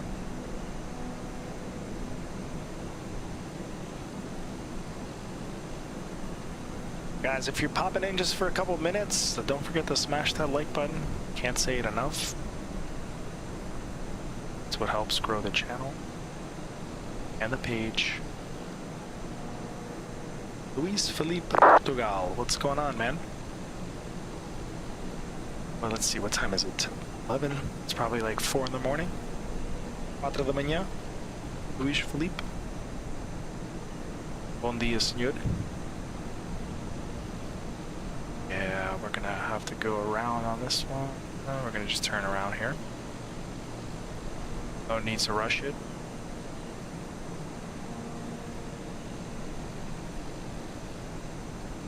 Alan, we got our first comment in the chat. Yay. Well, not our first, but the next person that came in dropped a comment. Oh man, when I first started, I had like 50 to 60 people watching at one time. And I made the mistake of not having all my gear set up and ready to go. And then I should have had it when I had like 50, 60 people popping in. But then with Facebook and the algorithm and all that stuff, it really kills the stream. Kills the page. So. Sim, senhor, 4 da manhã. Yeah.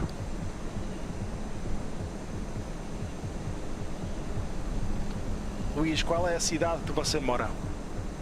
Do norte, do sul, do centro, Lisboa, Porto? Somewhere small. Somewhere big.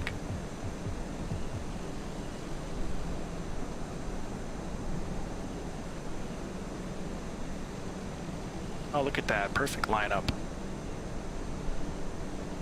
Alright, let's get inside. We're pretty much idle here. Drop our flaps. Drop our gear. Got a little bit of a crosswind. You can tell the plane wants to go sideways. Let's get inside. Too high. Way too high. Lady, eu sou do... Eu era do... Não, sou do norte, mas não é mesmo norte, não é Porto. Gafanhas de boa hora. É perto de Aveiro. 25, 30 minutos de lá. É 25, 30 minutos sul de Aveiro. Yeah, that was rushed. We're way too fast.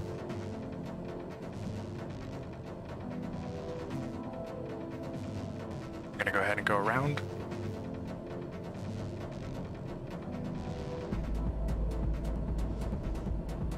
Flaps coming up. And gear coming up.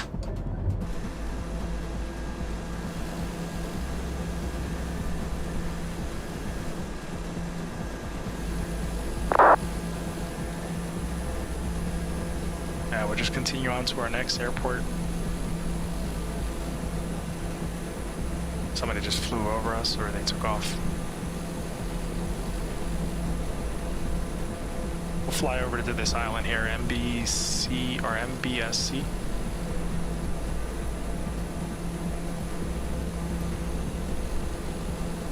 Aveiro, nice town in Portugal, congratulations. Ótimo, yeah, Aveiro's pretty nice.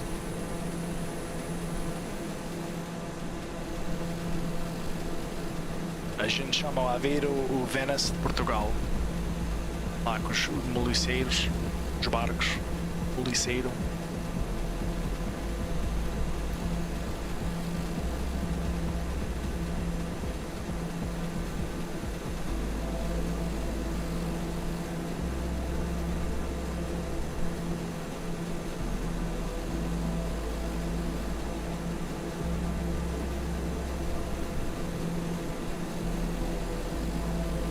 Alright, let's stay at 3,800. Well, we'll try to stay at 3,800. Let's pull the power back a little bit.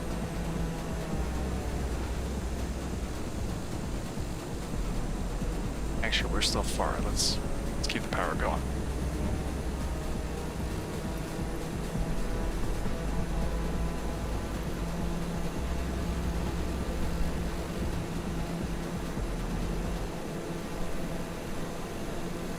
Then as for our American friends, yeah. União Leiria deve ser do clube. Senão mais me dizer que és do Benfica. Se és do Benfica, aqui não há nada. Aqui não há nada para ninguém. Tem que ser um tripeiro.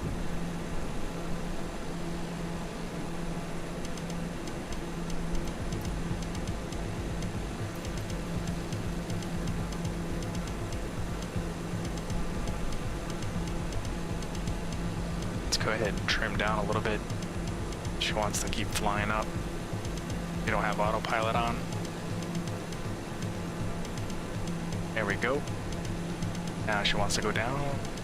Trim wheel.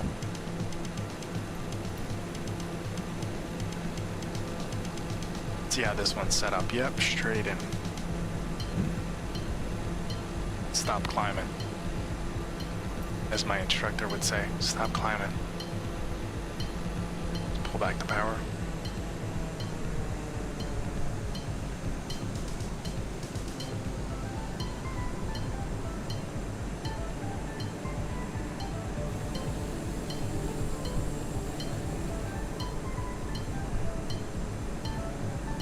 Daddy Foxy in the YouTube channel, what's going on? It's an interesting name, Daddy Foxy. Foxy lady.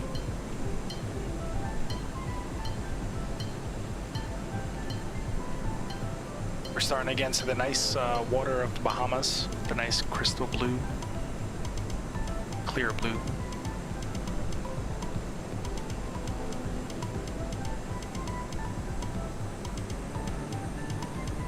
Hey guys, if you're over on YouTube, don't forget to subscribe to the channel.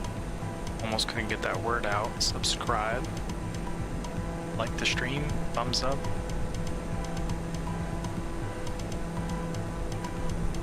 I think I got like 60 amazing subscribers over on YouTube.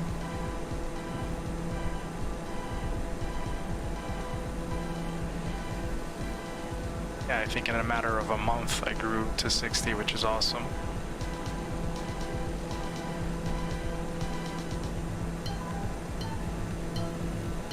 I think Luis is trying to work on his English. Awesome. He likes to respond in English, which is okay. It's cool. So yes, União Leiria is a soccer team. Luis is from Leiria. Not too far from me. Nothing's ever too far. You can probably cross the whole country in a couple hours.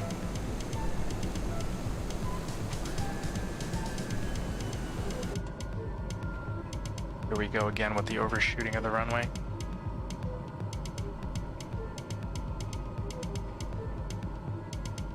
A little bit more aggressive. Gotta bleed out some of that airspeed.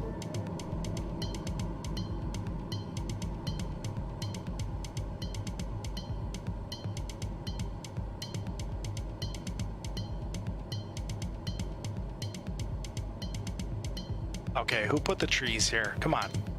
Seriously? I'd like to talk to your airport supervisor.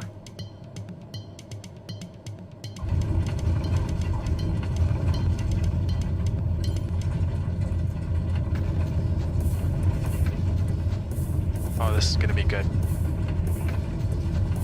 This is gonna be good. That's a short runway. Look at that water. Flaps up and gear up.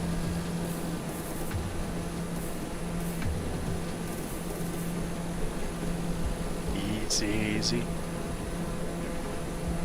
Alright, let's get back onto this flight plan. Give me a second on the comments, guys. I'll read your comments in a second. You just put autopilot on. Autopilot coming on. Navi mode on. Here we go. She's climbing. And let me just set the altitude real quick, not to climb up to 15,000 feet. Do like 7,000 feet. Alright, there we go. Oh, you're a boy. Sorry about that. Thought you were a girl. Let's see. Louise says, in the U.S., how much costs a license to make a flight? To become a pilot, let's see, 16 to 18, depending on how good you can fly. So, like, some schools, it all depends on the school. It all depends on the reputation of the school, how good the school is, whether it's part 141 or 61. 141 is more structure, so it has like a syllabus. 61, from what I understand, somebody that I know is doing a 61, and you pretty much jump all over the place. 141, you go in a specific order. You have to do everything from ground school to flights and cross country solos and all that stuff. Anywhere from between $16,000 American, which is probably let's say like maybe 16,000, probably like 13,000 euros, maybe. And that's just one certificate. There's like 7, or there might be more than 7, but like to get to where like a commercial pilot is, I believe it's 7 different certifications. Total, I think you'll spend anywhere between $65,000, and it can go as much as like $89,000, $90,000. It all depends on the school. It all depends on what kind of planes you're flying, how much fuel you're burning, and how expensive your instructor is, and also how expensive your aircraft that you're renting is. So it ranges. The school that I'm at, you could probably get everything about $60,000 to $70,000, which is about what, 55,000, 60,000 euros? No, less than that. Probably like 55,000 euros. Daddy Fox, he says, what's the game? Oh, I want the game so bad. Yes, the game is awesome. Like, you're sitting in your living room or your game room and you're flying in the Bahamas, which is pretty cool. Alan says, we now have 2 clips of touch and goes due to too much speed. Thanks, Al. I saw the last one you did, and I was like, oh man, he just clipped me. I got poor rudder control, planes all over the center line, not even on the center line. High speed, they're gonna think this guy doesn't know how to fly. I can assure you the simulator is not the same as being in a real plane, okay? Unless you have full motion sim, it's never like being in a plane. Okay, maybe a little bit, but not exactly. When you have sensitive rudders like I do, you tend to over control the rudders. So the game costs, let's see, they have like a basic, and thank you for the subscribe on YouTube, by the way, Daddy Foxy, or Daddy Fox. It costs anywhere from 59, 60 bucks up to 100, 110, I believe. The deluxe, the premium deluxe was going for. But if you have Xbox Pass, I think you get like 10 or 15% off, I think, the game. And it's also coming out on Xbox as well.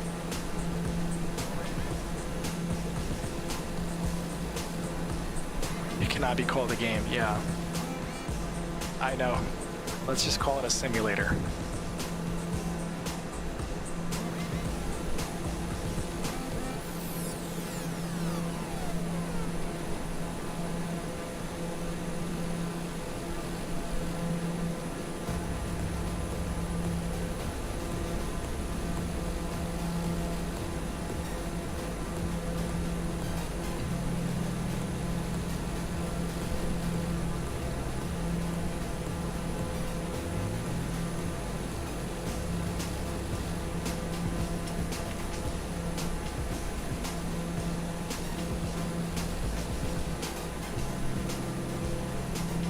All right, who wants to see some pigs in the water? I doubt we'll be able to see them, but I think that's in the Bahamas, no? Pigs in water? Luis says, thanks. I think in Europe it's another price, a little more expensive. Schools are not too numerous. Okay. Yeah, every time I go there to visit my parents, Louise, if you can understand me, every time I go there, I always watch YouTube videos when I'm bored at home. There's schools that pop up. They're all over the place. There's some in Spain. There's one in Portugal. And they take students who speak English, Portuguese, Spanish, and there's also a school in the UK as well. But you are right. I think it is more expensive. It all varies on the demand and also varies on how many schools are in the area. So for us, it varies in price. But if you go to a big school that they have it all over the country, then they're more expensive for some reason. So I know my friend, he paid around like $70,000, $80,000, and that's for 250 hours, all his certifications, to be an instructor, pilot, private pilot, instrument reading, commercial, multi-engine, single engine, commercial. There's multi-engine land, like there's all different types of certifications. So.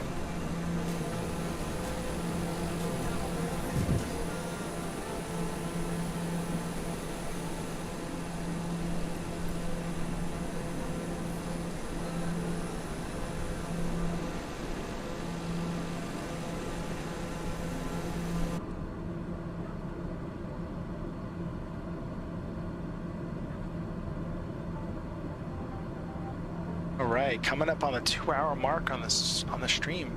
It's awesome. I didn't think I was gonna last 2 hours, but I guess I'm excited for all the comments in the chat.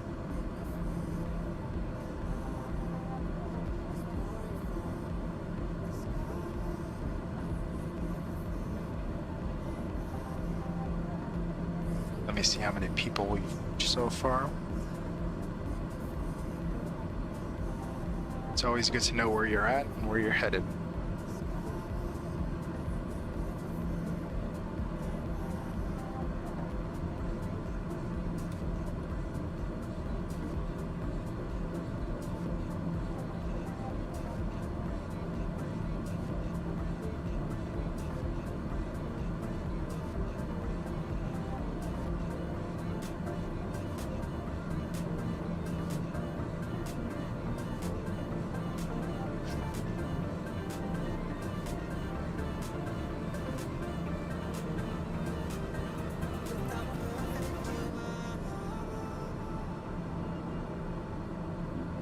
And Al, I suggest that if you're still with me, I would probably join the Microsoft Flight Sim group.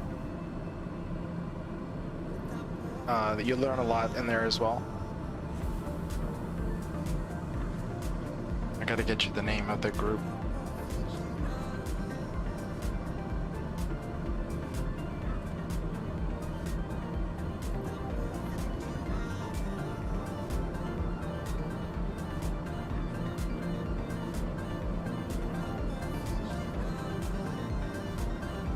See if I can get the name of the group, the one that I'm in, because there's a lot of things from, let me see here, from settings and issues you might have.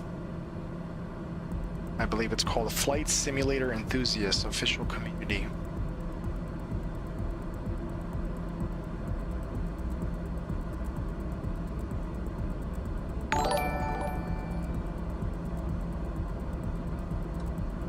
Ryan, thank you so much for the like. Appreciate it. Hopefully I said your name right. Welcome to the stream.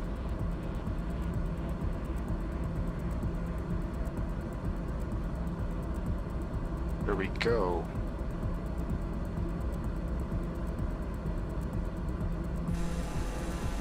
Still cruising. Daddy said, what did you say? As far as the price of the game, it ranges anywhere from $60,000 or $60,000. Oh my God, $60 up to $119, I believe. I don't know if it's the same on Xbox. If you have Xbox as well, it's coming out, I believe, next week.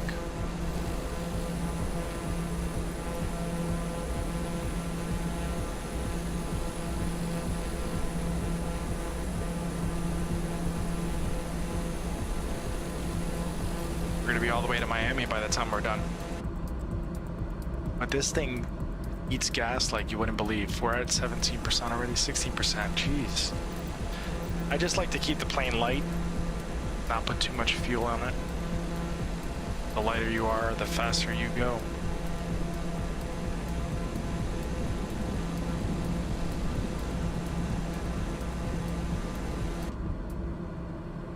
See if I can feather the plane here.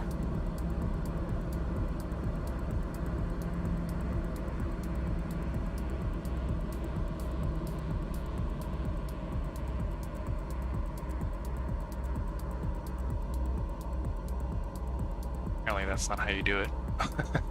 Landing gear. Shut up.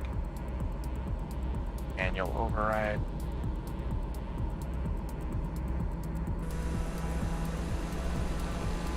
Another step in a few months, years that last generation of computers to play this kind of games like Flight Simulator. Yeah, this is pretty intense. It's simulator in general. Flight Simulator came a long way. I'm not going to pretend like I owned a copy of previous simulators. I've had Infinite Flight, I've had X-Plane. No, this is like the next level. You know, X-Plane 11, I've flown with it before. It's just the scenery is just not what, you know, what MFS is all about. So still good planes, but you know, you can still fly. But and Louise, if you really want to be impressed, you just go over to my page. Just click on my name at the top. I just posted a picture the other day of my cockpit, my flight panel. So if you really want to be amazed at with the technology that they have for this game, you just scroll through my timeline on my Flying Stew page, and you'll see a picture of my setup.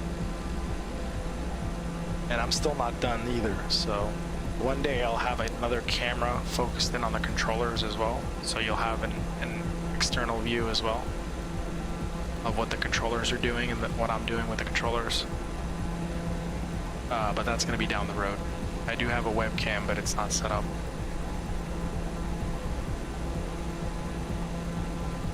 How do you calculate the amount of fuel to load?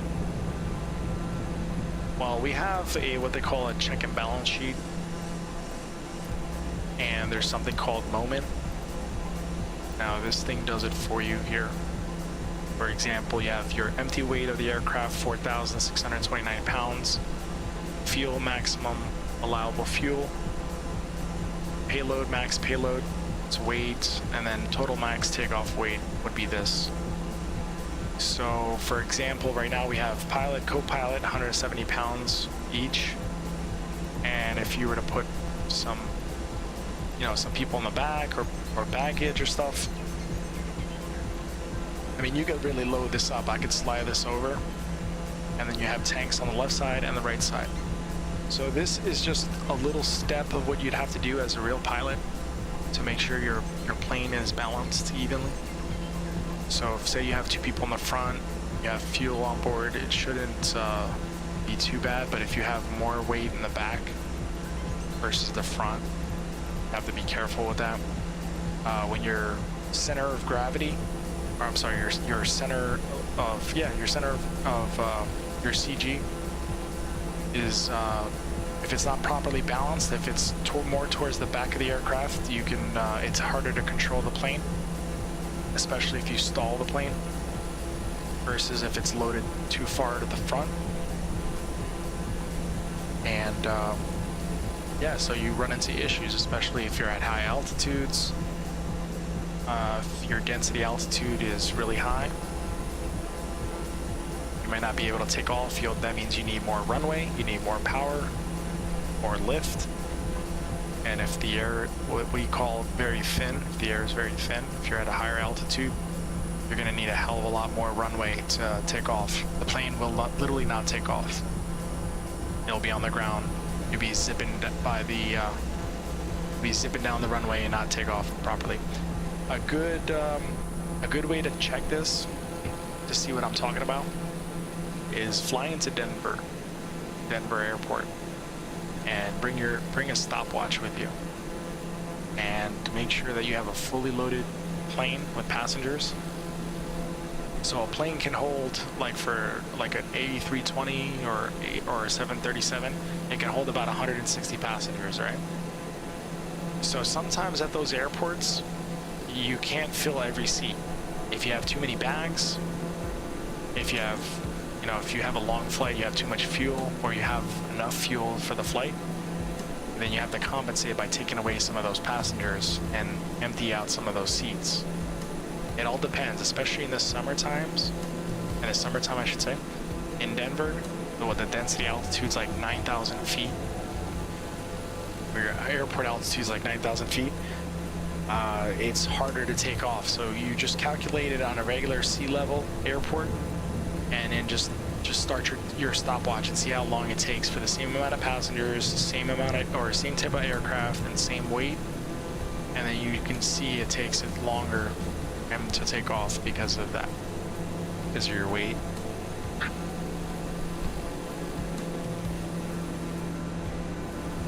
We've had issues where we had to take people off. Not too long ago, we were going to Colombia, and we had to take 14 people off the plane because they were just too heavy with the amount of fuel. So we had to fly with some empty seats. That's why it's so important when you check in for a flight and your bag's overweight, and they say, because every bag that's counted, they incorporate that count into the final paperwork, for the final checks and balances. Not only is the pilot going to see that, but the operations center is going to see that. So when they close out a flight and they say, okay, we have 150 passengers, they give those passengers an average weight, from my understanding. And then the bags, they don't want you to exceed, whoa, that was crazy. They don't want you to exceed a certain amount of weight per bag. So they calculate how many bags are coming on. That's why when you check in, they know how many bags are going to be on the plane. They know the weight of each bag, because obviously they're not trying to exceed the weight of whatever it is, 50 pounds, 45 pounds. And then they can figure out how many bags they have, how much fuel they have, and how many passengers they have.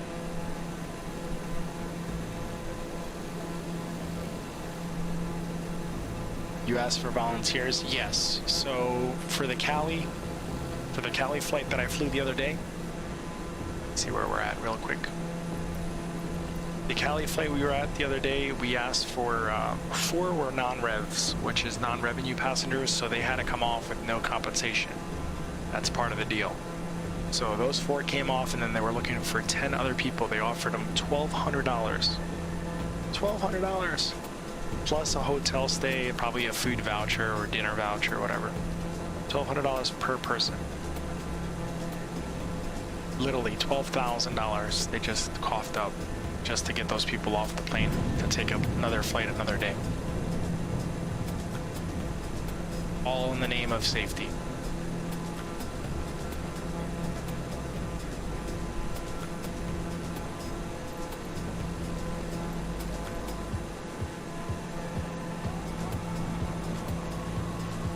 And guys, if you're just popping in, don't forget to smash that like button. If you can appreciate the knowledge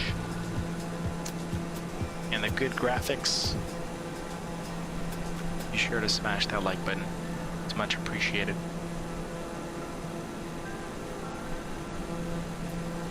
If you haven't followed the page yet, help me grow the channel. !notify in the chat.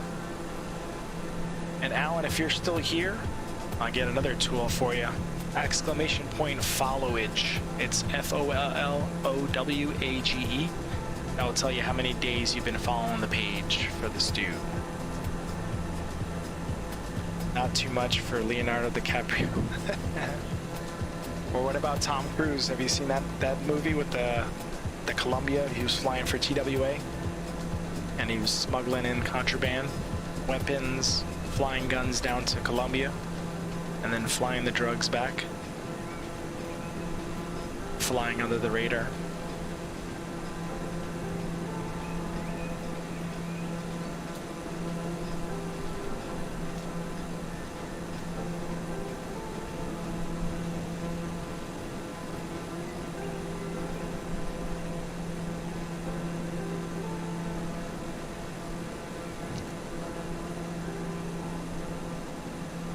guys, if you have any other questions about airport operations or how it works, 145 days, Alan, 145 days. Look at that. That's dedication right there. Yeah, so if you have any other questions, feel free to ask them. I'm here to help. If I know the answer, I'll give it to you. If I don't know, I'll just tell you. I'll look it up. Look at that coastline, though. Oof. I gotta go to the Bahamas.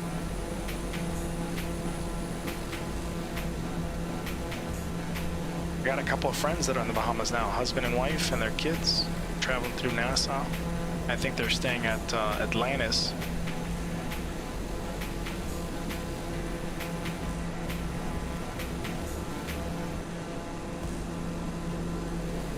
Is that an airport? Holy hell, it is an airport. I'm gonna skip that one because we're never gonna get there. If I stop at every single airport.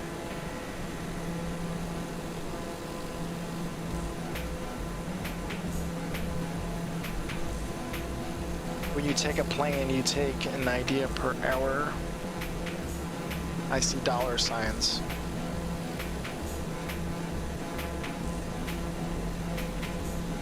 Take an idea per hour. Are you asking how much they make per hour?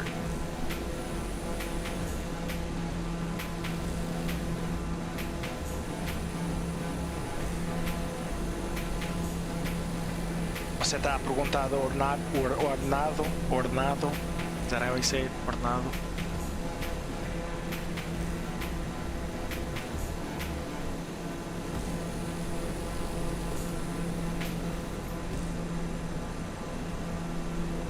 Just moved a little bit to the left.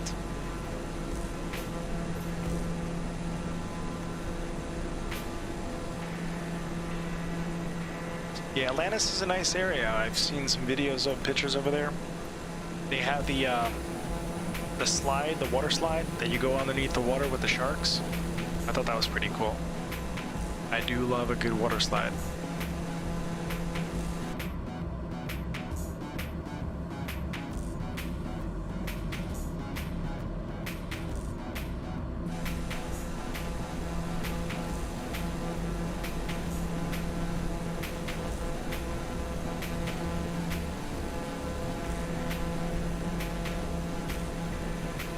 Okay, I see what you're saying.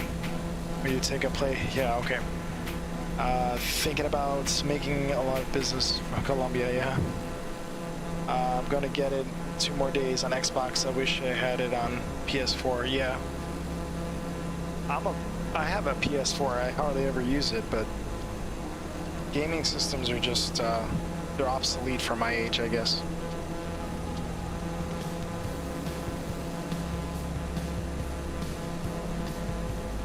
If I were to buy the new PS5, it'd just go to waste because it would just sit there. Between work and flight simulator and traveling and stuff, there's just not enough time for PS5.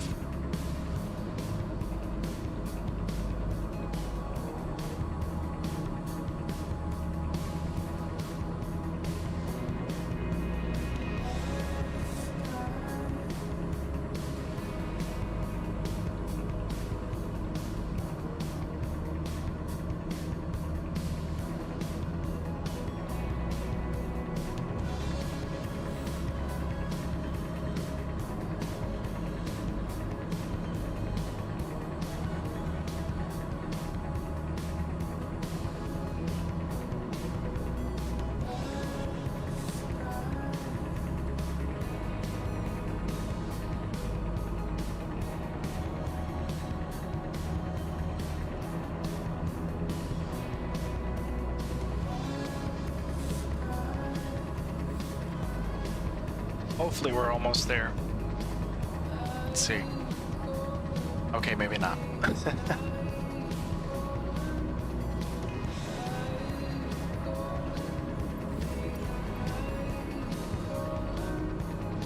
PS5 much better than personal computers for you to play.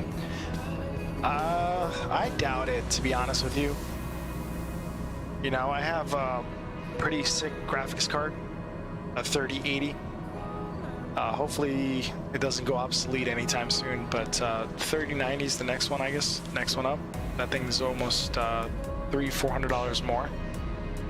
But I heard the performance was not much different, so I decided to go with the 3080. But if you have the setup that I have, you're not going to get this on PlayStation 5, even if they decided to say, okay, let's do it. But Microsoft is Xbox is a Microsoft company, or is owned by Microsoft. It is Microsoft. So I doubt they're going to let the competition have a crack at the game. Okay, sorry, not game, simulator. Even though it's a game. Alan, cover your ears.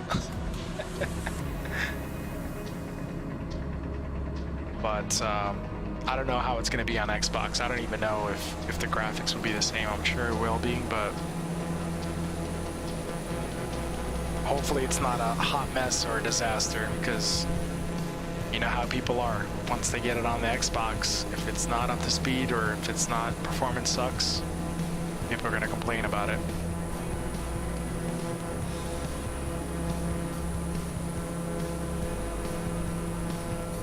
Yeah, Daddy, that is a long way.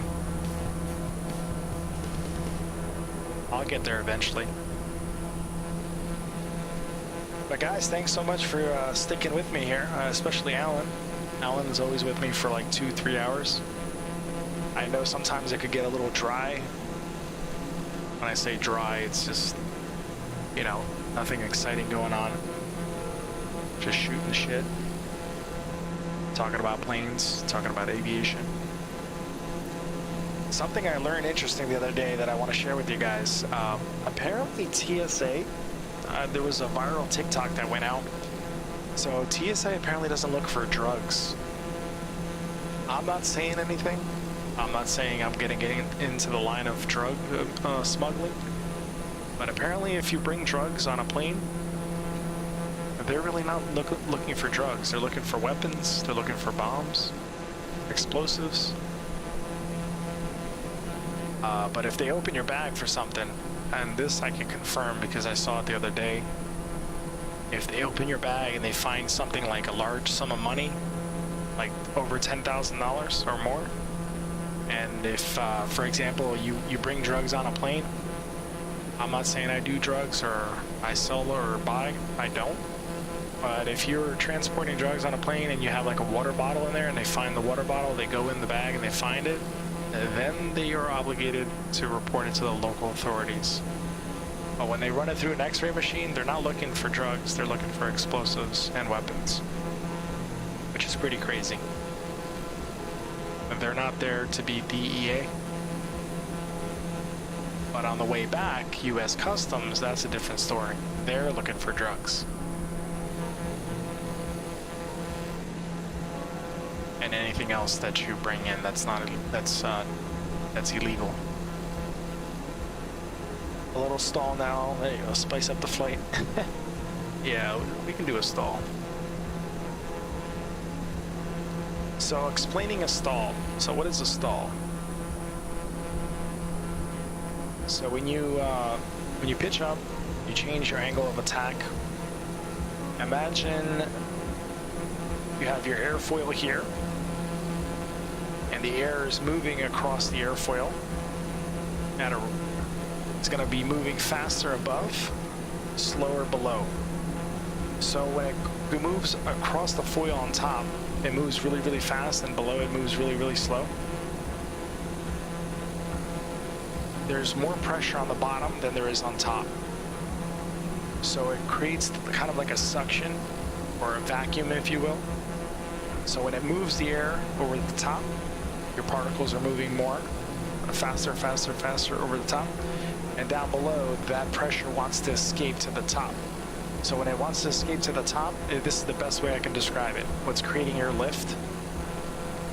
You have four elements. You have your gravity that's pushing down. You have your thrust. You have your drag. And you have, well, your gravity and your lift. Lift, gravity on top, your thrust, and your drag. So everyone is going to counteract each other. So your thrust will counteract your drag, and your lift will counteract your gravity, which is on top, which is pushing down on the plane. Or your weight of the aircraft. Your weight, which is gravity pushing down on you. So when that air moves over top of that airfoil, the pressure on the bottom wants to escape to the top. So it's putting pressure on your wings and lifting you up into the air. So it's lifting your wings up. And that's the best way I could describe lift. So when that air is disrupted over the top of the airfoil, in other words, if you change your angle of attack, or you change your wing chord, or your angle of attack on your wing, so imagine there's picture there's an imaginary line crossing right through the wing. As you change it, it's relative to the wind, so as the wind is coming over the top, and you start to pitch up, for example, like this, as you start to pitch up, you're changing your wing chord here. And then you start to bleed out your airspeed, because now you're struggling to create that lift you need. And also your plane can't keep up your thrust. And as you keep climbing, you keep changing your angle of attack, or you maintain it, I should say. You'll start to, the plane will start to shake a little bit. That means you're getting close. You see the angle of attack here, 4 degrees. That's not as aggressive. But as you lose the airspeed, bring it up, bring it up, bring it up. This is what they call a power on stall. Actually, let me put my right rudder, because you gotta maintain coordinated, a little bit of right rudder. She's almost about to stall, almost about to stall. We're holding it, we're holding it, we're holding it, and there she goes. She stalled. And now you're in a spin. Oh, we got out of it quick. And we're back up. See? So once you get that airspeed back, you break the stall by getting your airspeed back up, keeping your plane straight, not spinning, and you're back up in the air. Shall we do another one? Let's do it from the inside this time. Turn more towards where we're going so we get there. This time we'll hear the stall warning.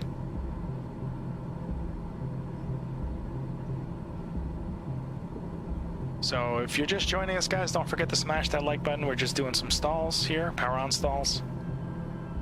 And we're teaching people how to stall a plane and why a plane stalls. Disruption of the air over the airfoil. And your plane no longer wants to create lift. We're going to maintain coordinated flight by applying a little bit of right rudder, because the torque on the engine's trying to push you to the left. And when you start getting more aggressive, your plane you have high torque when you're at that kind of, and there it is. So now you're in a spin. So in order to break this, right rudder, make sure you're not upside down. And you're good. Get your airspeed back, bring it back up. Slowly release that right rudder.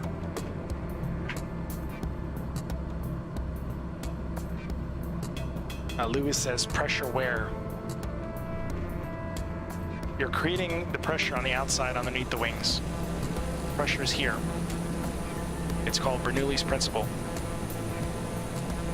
You have, and it's the same principle that you would see in kind of in a carburetor.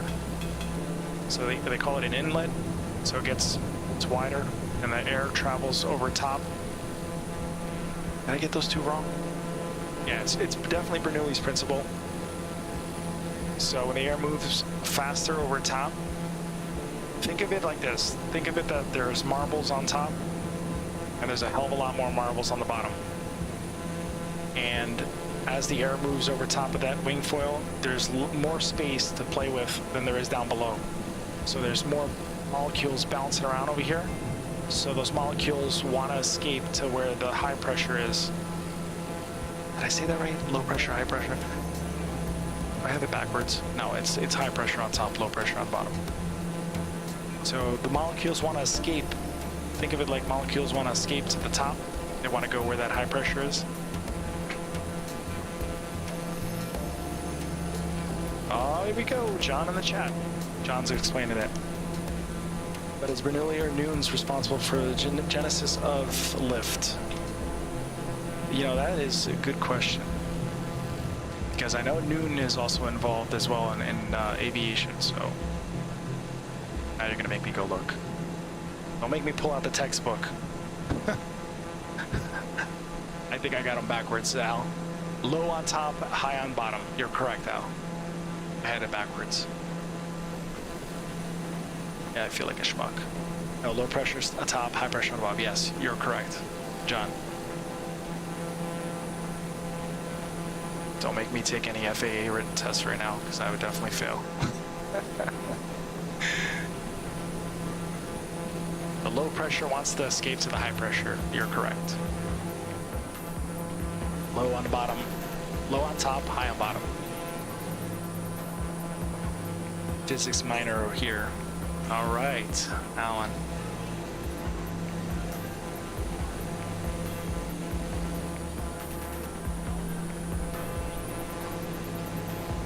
Kind of want to do another stall. I should go ahead and just delete that part of the clip.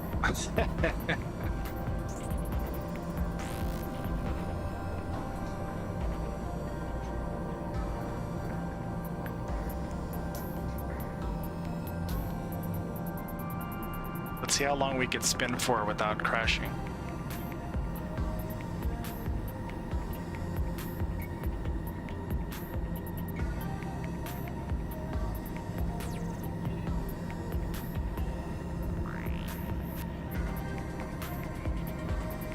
And we're up. Still going, climbing.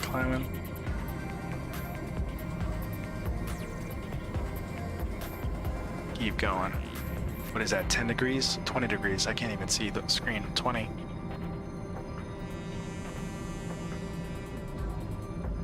Come on. At least we got good altitude now. Here comes the stall. Or here comes the stall warning. I literally have the control pinned.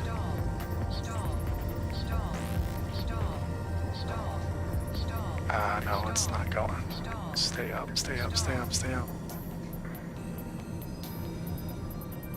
Oh, and it's stalled.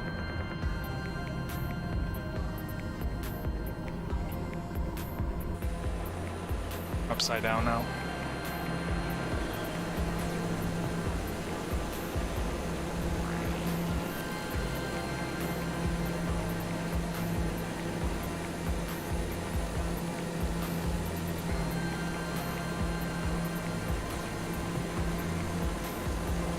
Yeah, let's see.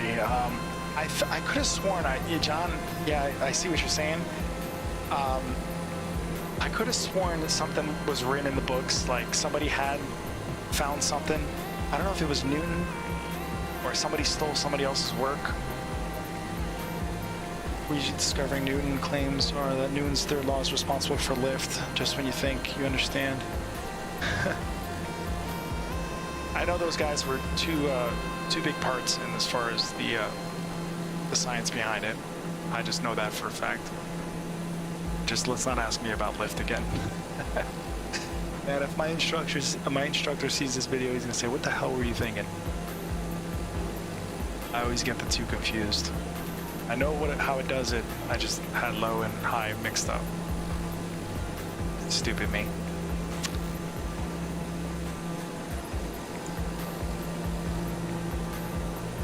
So yeah, so as I was explaining before, so the airplane has more torque on the engine here, on the propeller, or on the engine, at lower speeds.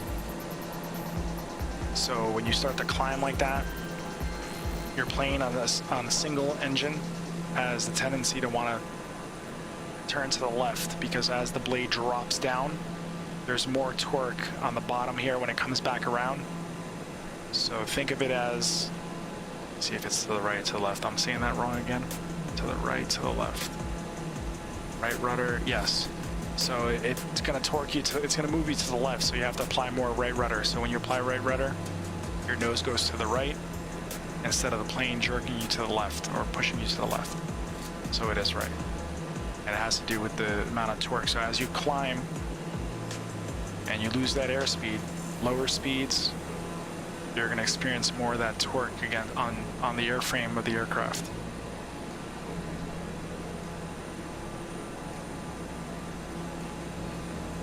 Let's see if we can stall this time.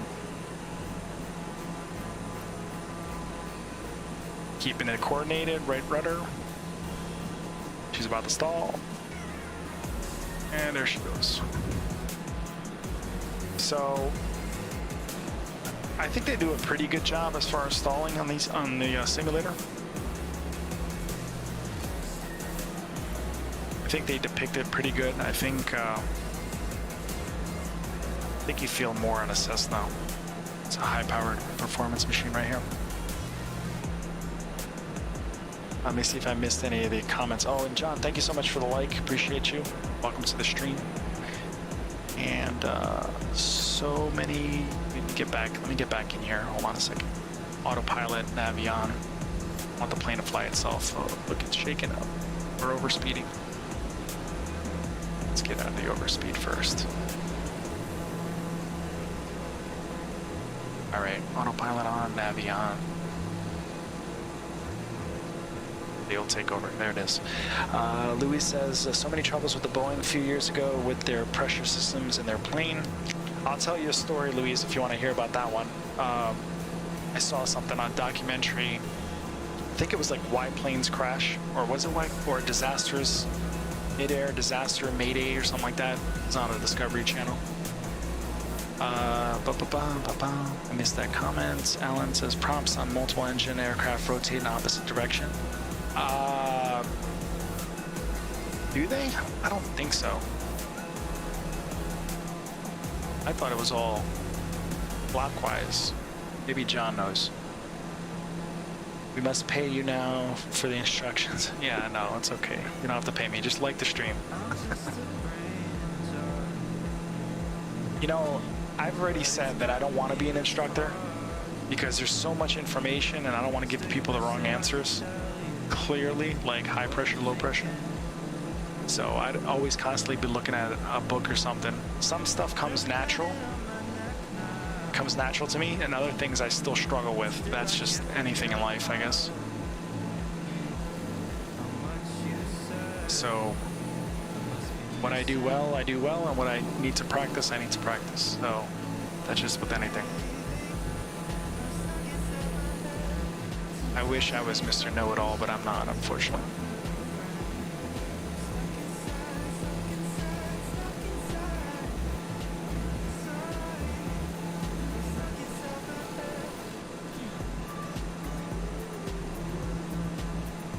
Neutralize torque. Well, yeah, the way you neutralize it, or you counterbalance it, or you counteract it, I should say, is that right rudder. Putting the nose towards the right. See how it goes to the right? That's actually a question on the FAA written exam. It says you experience more torque when your aircraft is pitched at an aggressive attitude and lower airspeeds. And I think there's a third part to that. I just don't remember.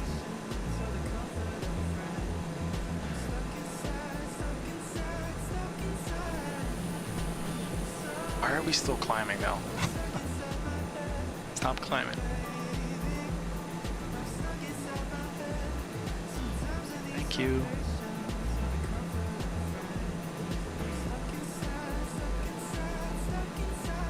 Oh look, we're running out of fuel again.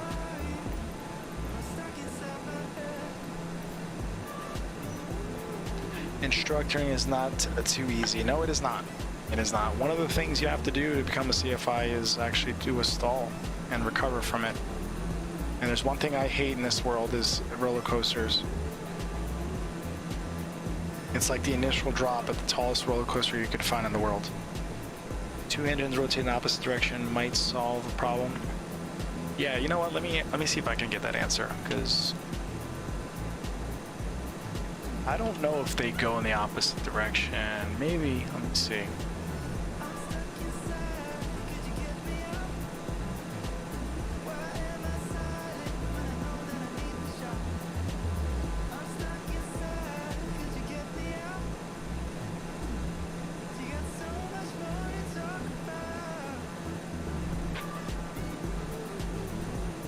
Yeah, so on most twin and multi-engine propeller-driven aircrafts, the propellers all turn in the same direction, usually clockwise when viewed from the rear of the aircraft.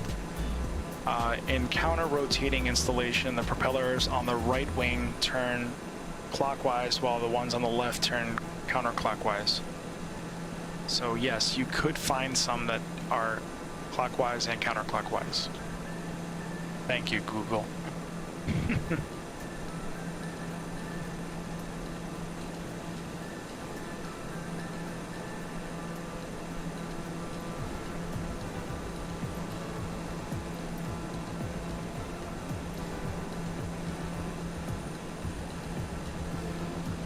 Hot chiles. What's he doing out there?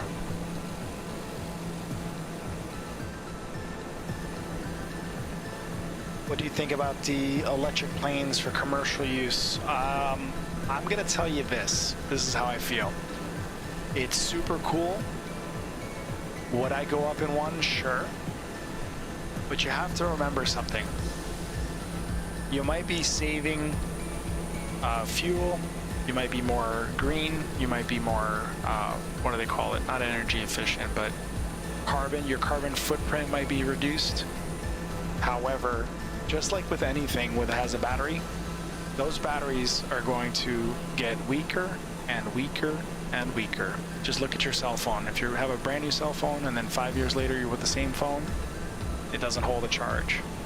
And I feel that when you start having those kind of issues, like we have issues with planes that have gas powered, you know, imagine adding all electric in an airplane.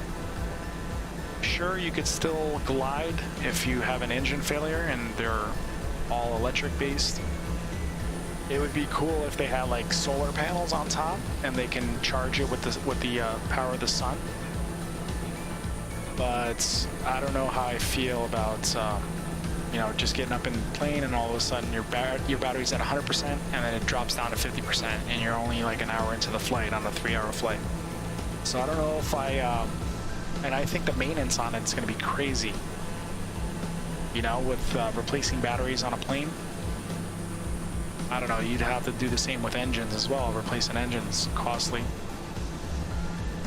You know, on most single engine planes, an engine would run you like $20,000 to $30,000. That's minus the installation cost of getting a mechanic to put it in. And the engine, from what I'm reading, on a general aviation aircraft, it gets you like 2,000 hours before you have to overhaul it. So I don't know how crazy I would be to spend $20,000 to $30,000 on an engine when I can buy a car for that price. And Louis says not safe for me. Yeah, I don't know if I mean, I'll do it one time for sure. Yeah, we're at our last checkpoint.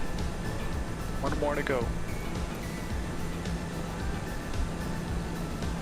I mean, I'm not against the idea. I just don't see, and we just keep climbing and climbing and climbing. Let's see how high we can go before the plane stops climbing.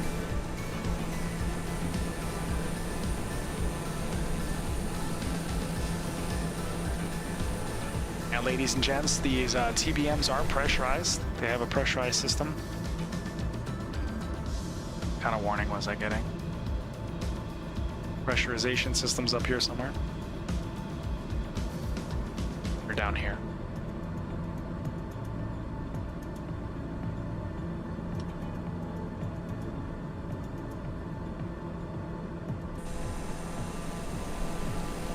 Only with my drone.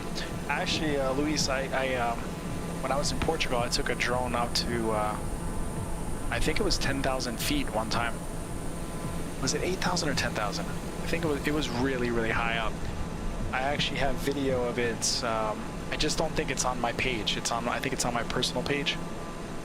I shot a video. I went as high as I could, where I couldn't even see the drone anymore. It went through the clouds, and I wanted to see what the limit was, and I went as high as I could before it stopped. It was like 10,000 feet. It was pretty awesome.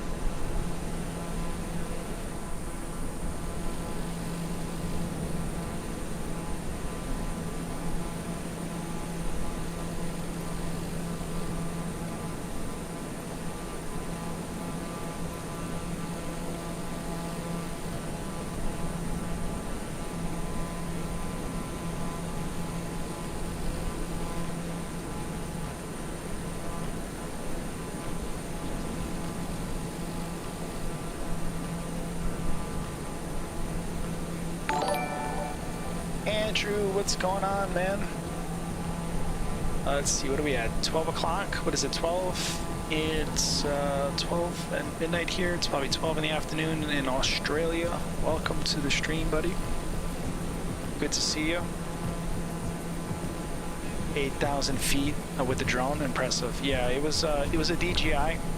It was really, really high. I mean, it was so high that it was just insane. I was scared because I thought I was gonna intercept the plane flying from like Lisbon to Porto, and I got really, really scared. And I was like, man, I'm gonna cause an accident. Let me come back down.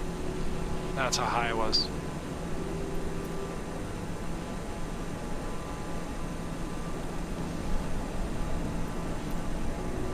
I can't believe this plane is still climbing. This is insane.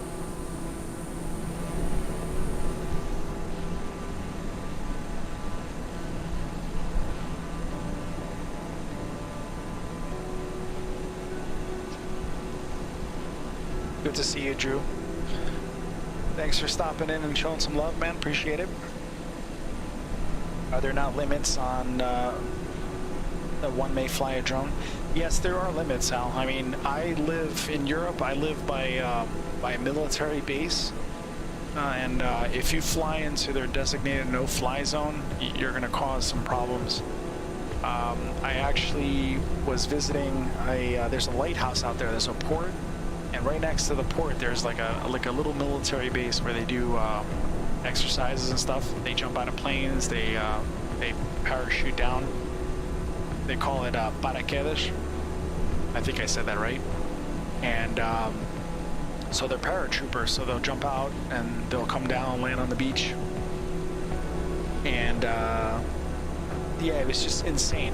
And so I went out there and I wanted to do some some shots of the beach area and stuff. And I started up the drone. I kept looking over my shoulder every 5 seconds, and I shot it up. And all of a sudden, the drone started like screaming at me, like, "You're in a do not fly zone. You know, you cannot go over 500 feet." And the presets on the controllers, it automatically flagged it and it lowered it, and it kept it at 500 feet. It wouldn't allow it to go over. If you hit the acknowledge button, you can try to override it, but I was super scared because DJI and the way technology is, it might flag it, and then next thing you know, they'll send me an email saying, hey, you flew over this, you can get in trouble, blah, blah, blah. So I don't want to mess with that. So Hosnia says, great job, thank you. Welcome to the stream. Australia's 400 feet in Australia with RPL. 400 feet, huh? That's, I think here it's 500 feet. Pretty sure it's 500 feet. I do want to get my my drone license as well, my drone certification. I don't know why people call it licenses, but certification. I want to be able to fly drones. When I was in Miami and I went to go see that condo collapse, the FAA actually put a restriction around the condo disaster site, so you couldn't fly anything in there without authorization. And of course, people ignored it. And as I'm walking on the beach, trying to get a backdoor view of the condo collapse area, which I have pictures I uploaded to my page as well. I saw a drone just zipping in, and I'm like, oh man, these people. And I know they're not, we have people that actually do it for recovery purposes. They work with the FAA, they work with, let's see, what's the organization? I don't know if it's FEMA or if it's, there's people that actually work and they use drones to survey the area and to see the damage from a higher view or a higher vantage point. So they might have had authorization, but I doubt it. Maybe somebody was in the apartment next door and they just launched the drone right off the balcony and just zipped in, took the footage, and then zipped out. Remote pilot license, they're called here. Yeah, I think they say it's a license, but I think they call it the same thing here, but I don't know, it's weird. We say PPL, which is like private pilot license, but nowhere on it says license, it says certification, which is weird. I don't know. VR works with drones now for a better civil experience. Yeah, I will get VR at some point I should say. I just don't want to do it now because then I'd have to configure a way, find a way for the comments to pop up on the screen or in the VR headset so I could be able to interact with you guys. So it would be difficult if I had VAR or VR, not VAR, VARs. Video assistant referee. Yeah, so I need to be able to see the monitor and see the screen, and I don't know if I'm sure I could do it. I just have to find a way to get the comments on the screen or in the VAR headset. And we're at 36,000 feet, still climbing. Let me see what the max ceiling is on a TBM.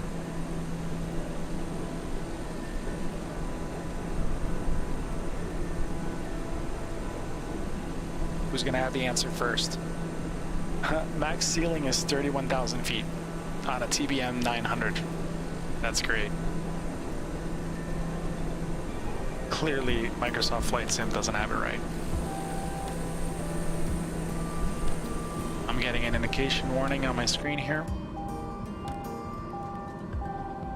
Cabin altitude, use oxygen masks. That's hilarious. I wish I could don my oxygen mask.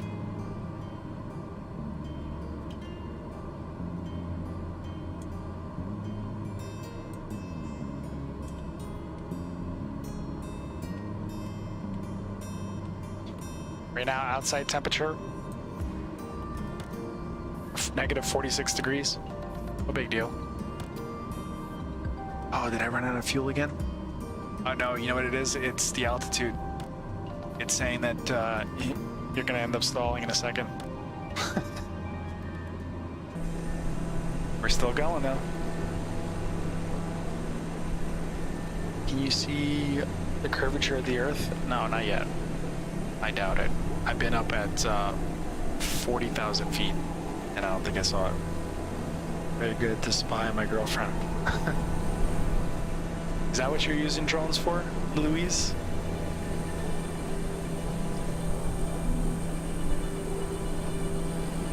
You guys ever see the video with the drone footage? The person, the guy's chilling at home, and his girlfriend pretends like she's walking to work, and she's getting picked up outside of work in the back. I mean, that might have been staged, but I thought that shit was hilarious with the drone. He was flying over top, because those things are super quiet when they're down, when they're up in the air really high. And he was just hovering over top, zooming in on her. And then he made a whole video of it and put it on YouTube. My display shows it.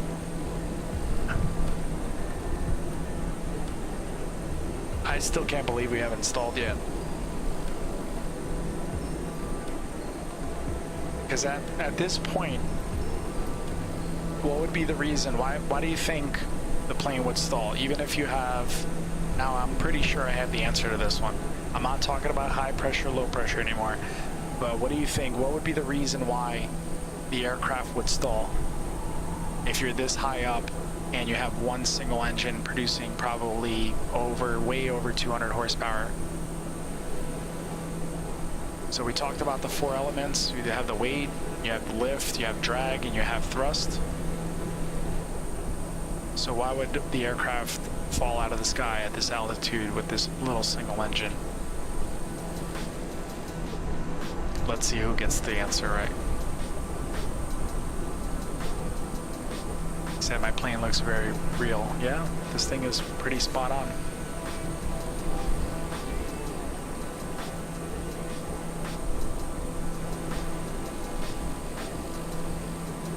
Alan says little air over the wing, under the wing.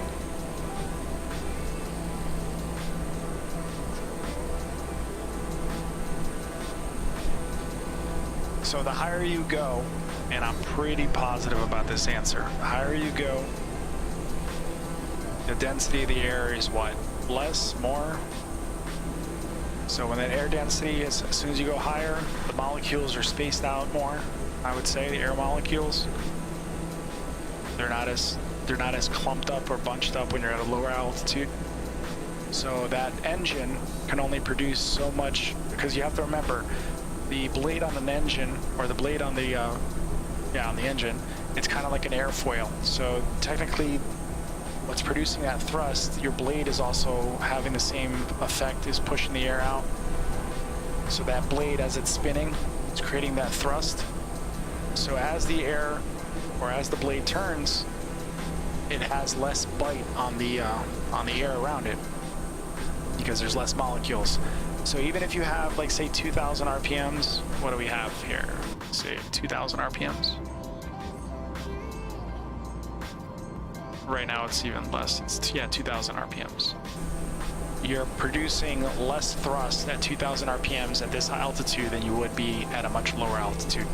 So therefore, your thrust that you're producing is less than to counteract the drag on the aircraft. That's one reason. That's probably the only reason. It's one reason. Ice is missing.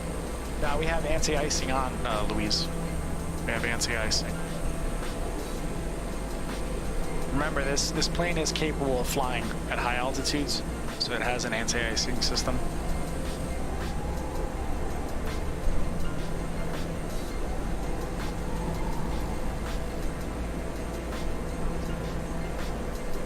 Correct, Alan. So that's why the other planes that have 2 engines, 4 engines, they produce more power, more thrust, they can get you going through the air faster. So pretty much at this altitude, you're not going very fast. So then when you're not going very fast, what happens to that air over the wing, over the airfoil? It's not moving as fast. So the production of lift is reduced. So therefore, your component of lift is being diminished as the higher you go, and the less torque or less power you have on that engine, or not the power, but the ability to create that thrust. I wish John was here to back me up on that. Yeah, I always call it thin air, Alan. So I always say thin air. The air is thinner. It's not as thick. A real plane for James Bond in Mission Impossible. Yeah.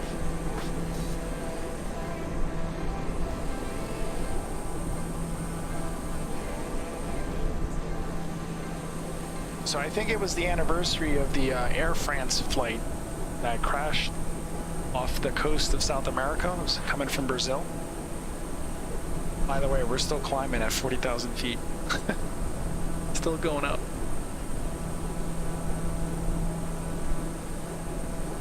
So the flight of Air France, it had a pitot tube. The pilot, the co-pilot, first officer was 32 years old. Captain, I think, was older. Captain exited the flight deck to go to the bathroom, to use the restroom, the lavatories. And the first officer was in charge. I think he was 32 years old. Even though he was 32, I think he still had a good amount of hours on the plane. I'm not 100% on that. So when he took off the coast of Brazil, or more like the northern side of South America, his pitot tube iced up. So we all know the pitot tube controls or gives you a reading for your instruments for your airspeed. So when the pitot tube iced, the plane indicated that he was losing airspeed. So when technically he probably wasn't. So he tried to counteract that and pitch the aircraft when the captain felt something going wrong. Now, mind you, he pitched it too aggressive. So, and when the captain came back into the cockpit, he tried to tell him, hey, I think you're in basic terms, I think he's like, I think you're misreading the situation here. And I think they were at a much lower altitude, so they didn't have time to recover, and they slammed right into the ocean. In a nutshell. How many miles can you run? You mean in an airplane?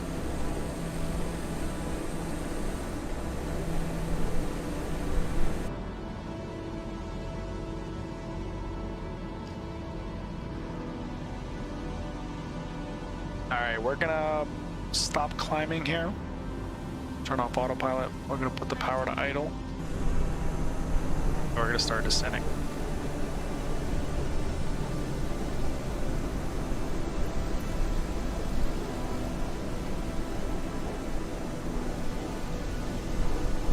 That's a pretty awesome view though.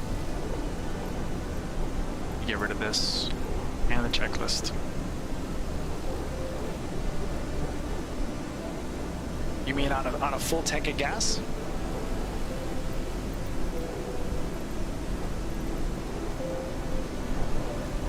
I don't think it's gonna show me.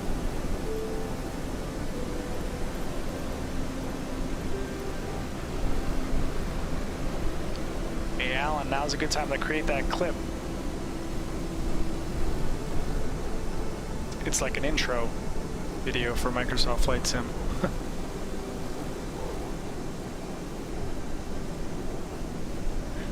Yeah, we'll save some fuel. We're at 10%.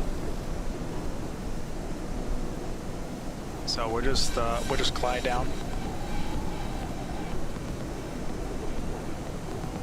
And guys, welcome again to the Portuguese Flying Stew. Thank you for tuning in. Appreciate your love and support. Be sure to smash that like button if you're enjoying the content. And welcome to the stream. We're in the Bahamas right now on the TBM, way over our ceiling on our aircraft, descending from 39,000 feet. Gonna come down. Got power at idle. She wants to keep turning to the right.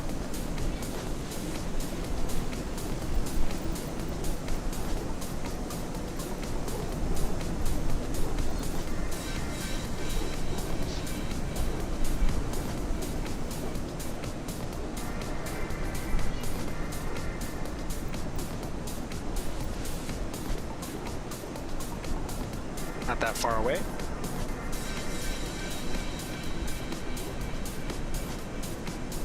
Can you add the very strong turbulence? Yeah, I think I could do that.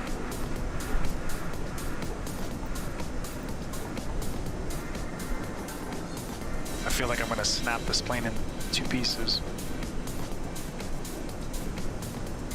I think we have it here. Hold on 1 second.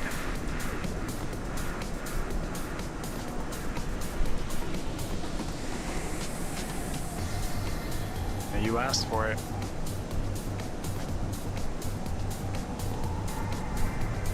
Look at these clouds.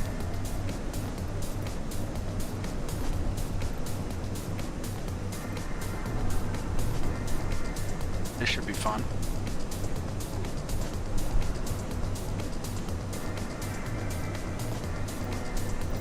I don't even have my feet on the rudder. I'm not even touching the yoke.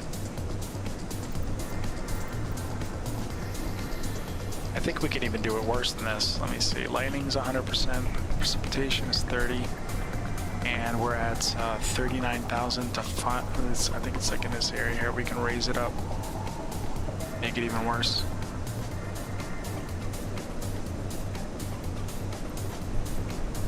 Now watch this. Speed wind. Ready?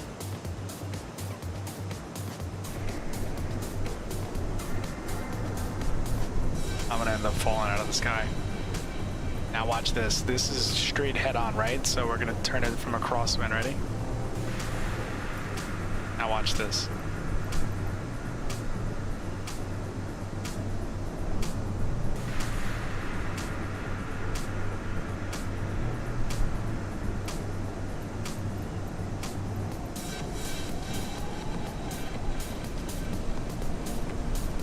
So when you're flying through the air and obviously you encounter storms like this, when you have a towering cloud like this is the bad shit you don't want to fly through.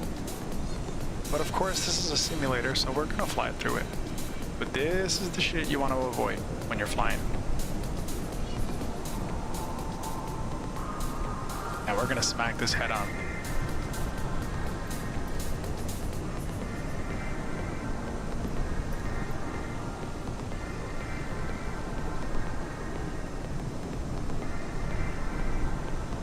If it was me, I would aim for that circle right there. But since it's a simulator, we're gonna fly right through it.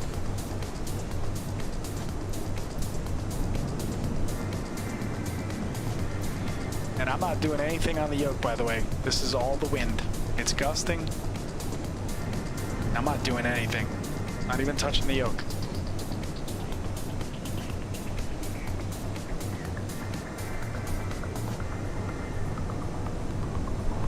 No, there's no volcanoes out here.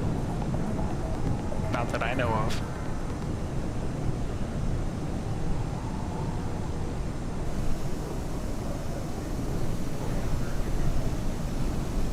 Alan, you might want to fire up the clip for this one.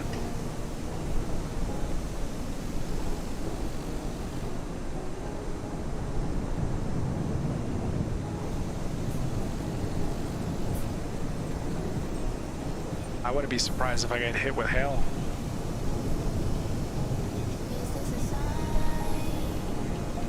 Yeah, just flying through a thunderstorm, no big deal.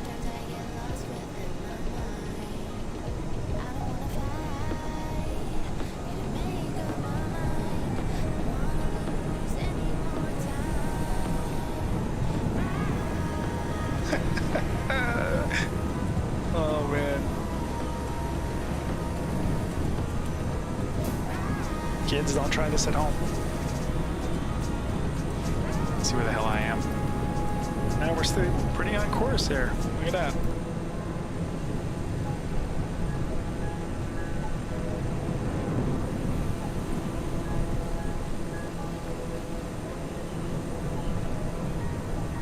And we're getting struck by lightning. So here's a question for everybody. So if you encounter yourself in a thunderstorm or clouds like this, what is the best course of action? And this is FAA response to a question. Do you A, speed up, climb out of it, B, slow down, drop below it, or maintain straight and level flight? What do you think and try to keep the speed reasonable? What do you think the answer would be? This is gonna shock the hell out of you, but this was a question that was on there. I was blown away. I was like, all right, cool.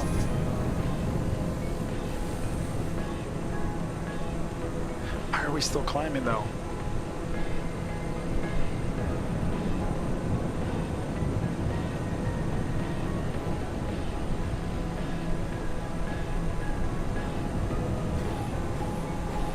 Hey, look at that. We got out.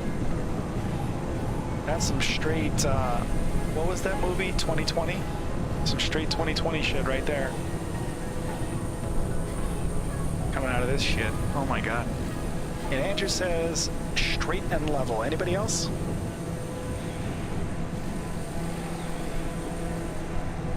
What do you think? Straight and level, climb out of it, speed up, or descend and slow down? Or technically you would still speed up. Even if you pull the power back and drop your nose, you're probably going to speed up a little bit.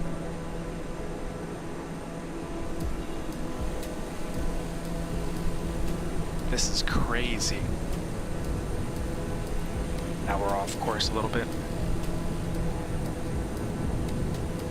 Daddy says climb up above him, and Louise says speed up. So Andrew's probably looking at an FAA book. But Andrew is correct. You would straight level, try to maintain your speed, not as fast, but not as slow either, but straight and level through it, try to punch through it, but straight and level.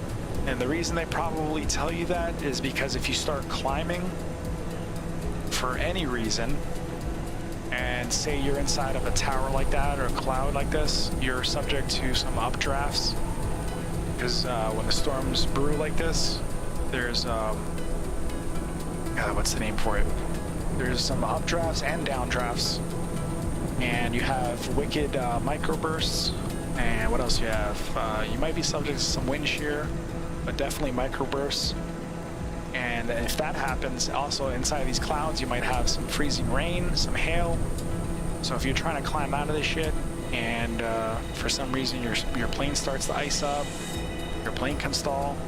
And not only that, but if you're in a cloud, you're in a dark ass cloud like that, and you start pitching your nose up, you're probably going to be you're going to experience spatial disorientation, and you might lose control of the plane. Next thing you know, you're headed for the ground. So that's why they try to tell you to stay straight and level. It's probably one of the reasons. But I'm not an FAA examiner, so cool and calm. That's right.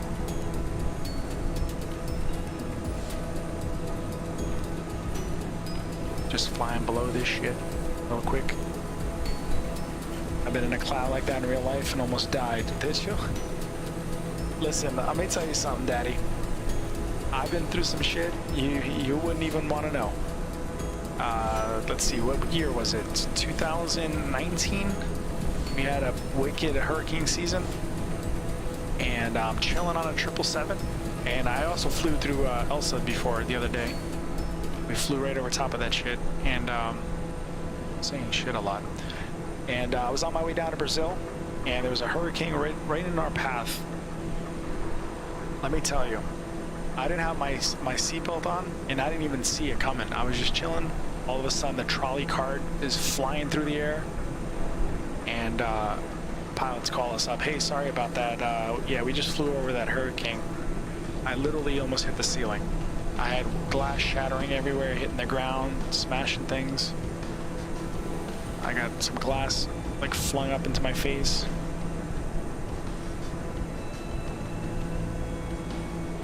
Yeah, we got another one up ahead. There's just storms everywhere. Yeah, we're way high. Let's just power this back. Let's do a nosedive.